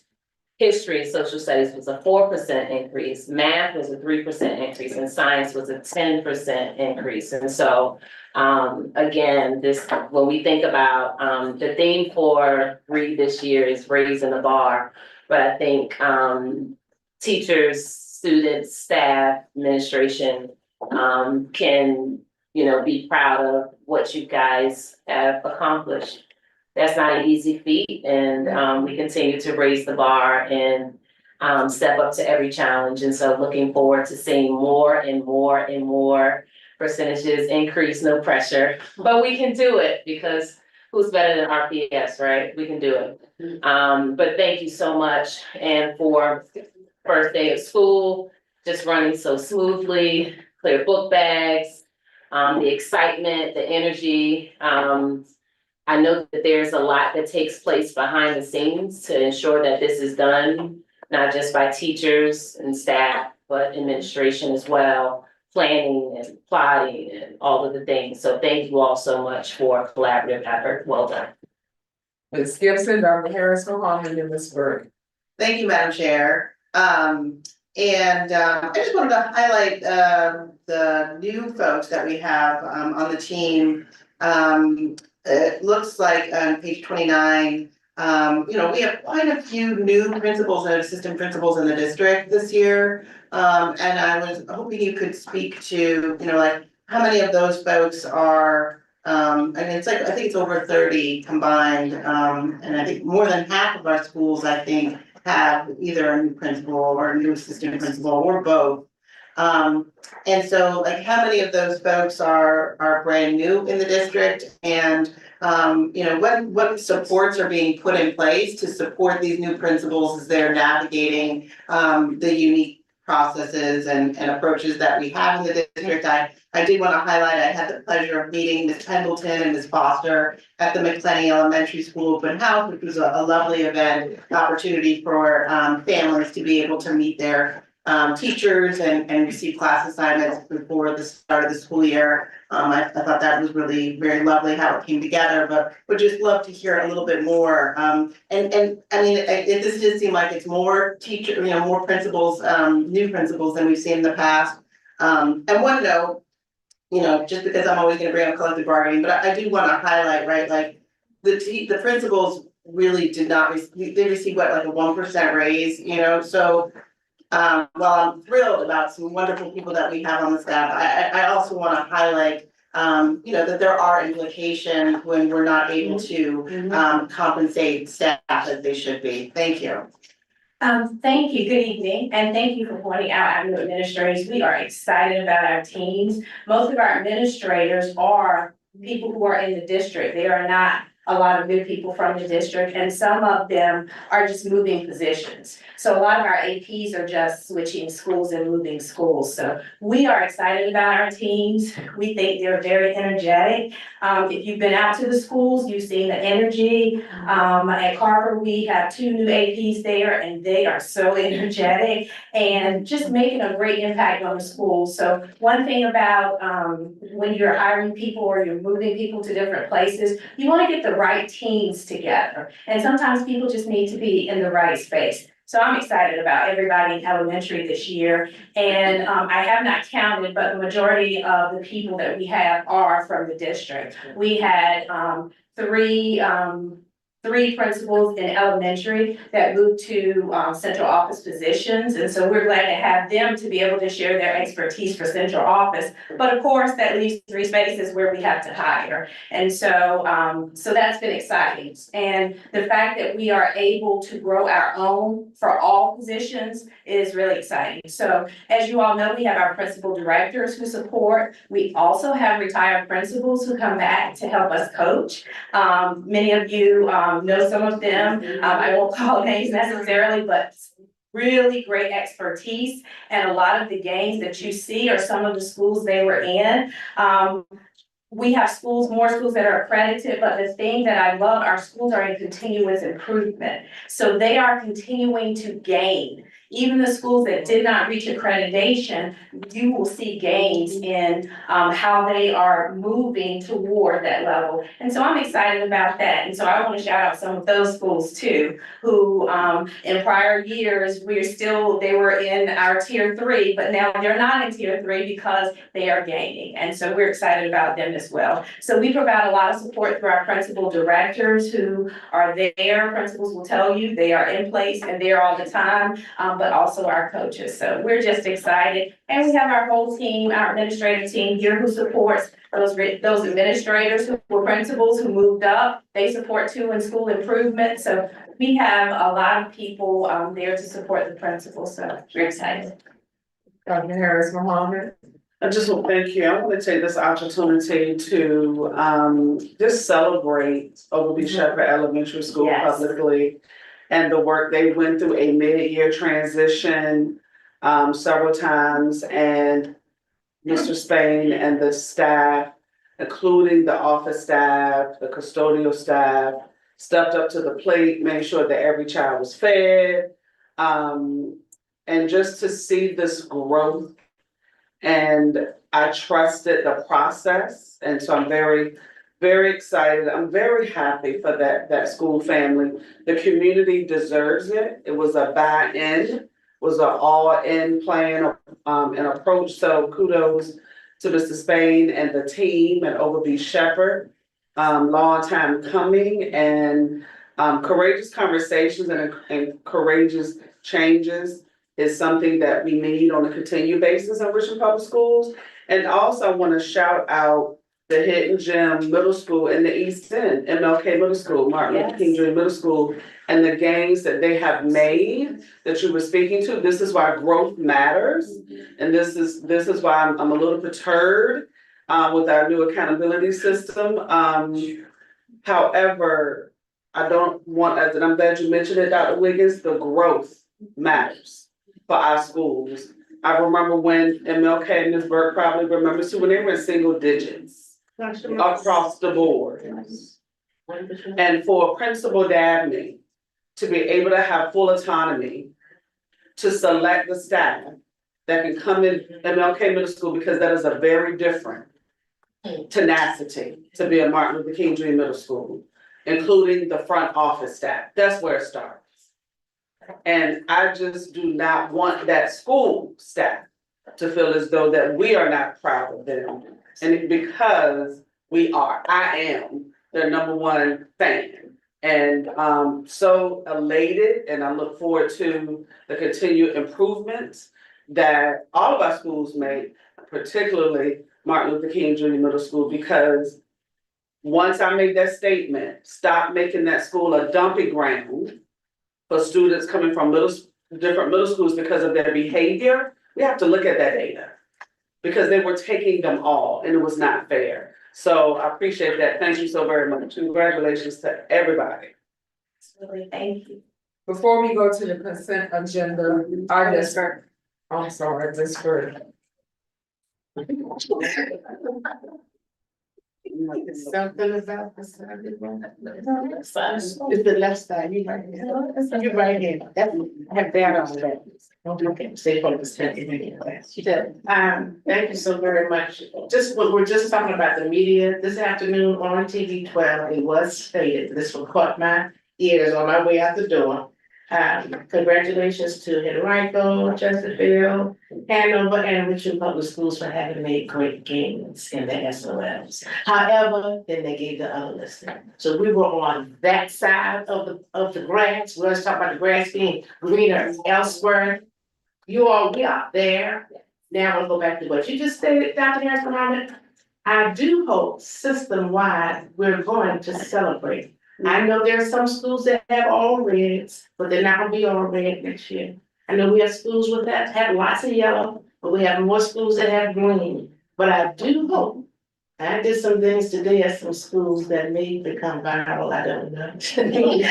We had a good time celebrating. And they looked at me like, I said, this is how you do it. You have to celebrate each step. You don't wait until the end of the 9 weeks or the end of the month. So we need to celebrate like yesterday. So I do hope before this month is August, September, we need to celebrate soon. So the children would know, the students would know, the families would know, everybody's engaged now. So Mr. Superintendent, I ask that there is a big whatever, however you want to phrase it, opportunity, I want to throw down. Bigger than just saying we're celebrating, because people see celebrations differently. You know, people see celebrations differently, but we need to exhale and just intentionally let it all out that we've done well and we're ready to move to the next level. Level up, level up, level up. Thank you. 5, 4, 3, 2, 1. Okay, before we go to the consent agenda, I just want to say, I would like to celebrate all of our schools, Richmond Public Schools, and celebrate our students, our scholars, and the families, our building level administrators, our staff, teachers, custodians, bus drivers. Celebrate everybody, because it takes a village to do what we do, and we will continue to move forward and be successful. So again, I want to celebrate all of our schools, all of Richmond Public Schools. Thank you, Ms. President. Next item, consent agenda. Ms. Dorr, I move that we approve the consent agenda. Second. it's been moved by Ms. Dorr and seconded by Ms. Dr. Harris. Dr. Harris. Excellent. You've been trying overnight. Ms. Dorr? Yes. Ms. Weiss? Yes. Ms. Gibson? Yeah. Mr. Floyer? Yeah. Ms. Rizzi? Yes. Dr. Harris Mohammed? Yes. Ms. Burke? Yeah. Ms. Page? Yes. Ms. Fernandez? Yes. Motion passes unanimously. If I could have a moment of privilege Yes, in terms of the September meetings of the board. and I was gonna bring that Yes, up. ma'am. So other informational items is listed on board docs. We're moving to the next item, is new business. So Ms. Dora and I, we will email board members regarding the September meetings and to get feedback on how we need to move forward and inform our. Because we have 2 meetings listed in September as well as our governance training at the SBA. This time we have meetings back to back, Yes, September the 9th and September the 16th, and then September 20th is your VSBA. yes. So we will be reaching out to each one of you to get feedback on how we can move forward. So please, be on alert. Ms. Dorr, and then Ms. White. I would just say, as much as I love the new business and announcement, we have 5 items for closed. So and it's 10:20. So I would recommend that we reserve that for email. Why, this thing, I put it on the thing. Ms. White. Dr. Harris Mohammed just emailed 5 things. I just put them on the agenda thing. So if you want to just email them, we'll put them on the agenda tracker.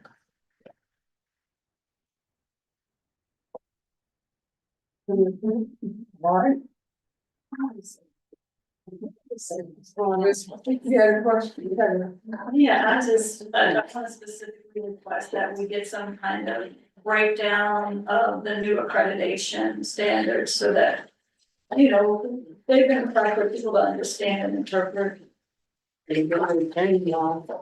in fact, we talked about that today, and so when we present accreditation, which will probably be the first meeting in October, we'll do our current results and then the new system, which is not simpler than the current system. No, it's complicated. Thank you. Madam Clerk, who is the code? Ms. Fernandez. Ms. Fernandez. We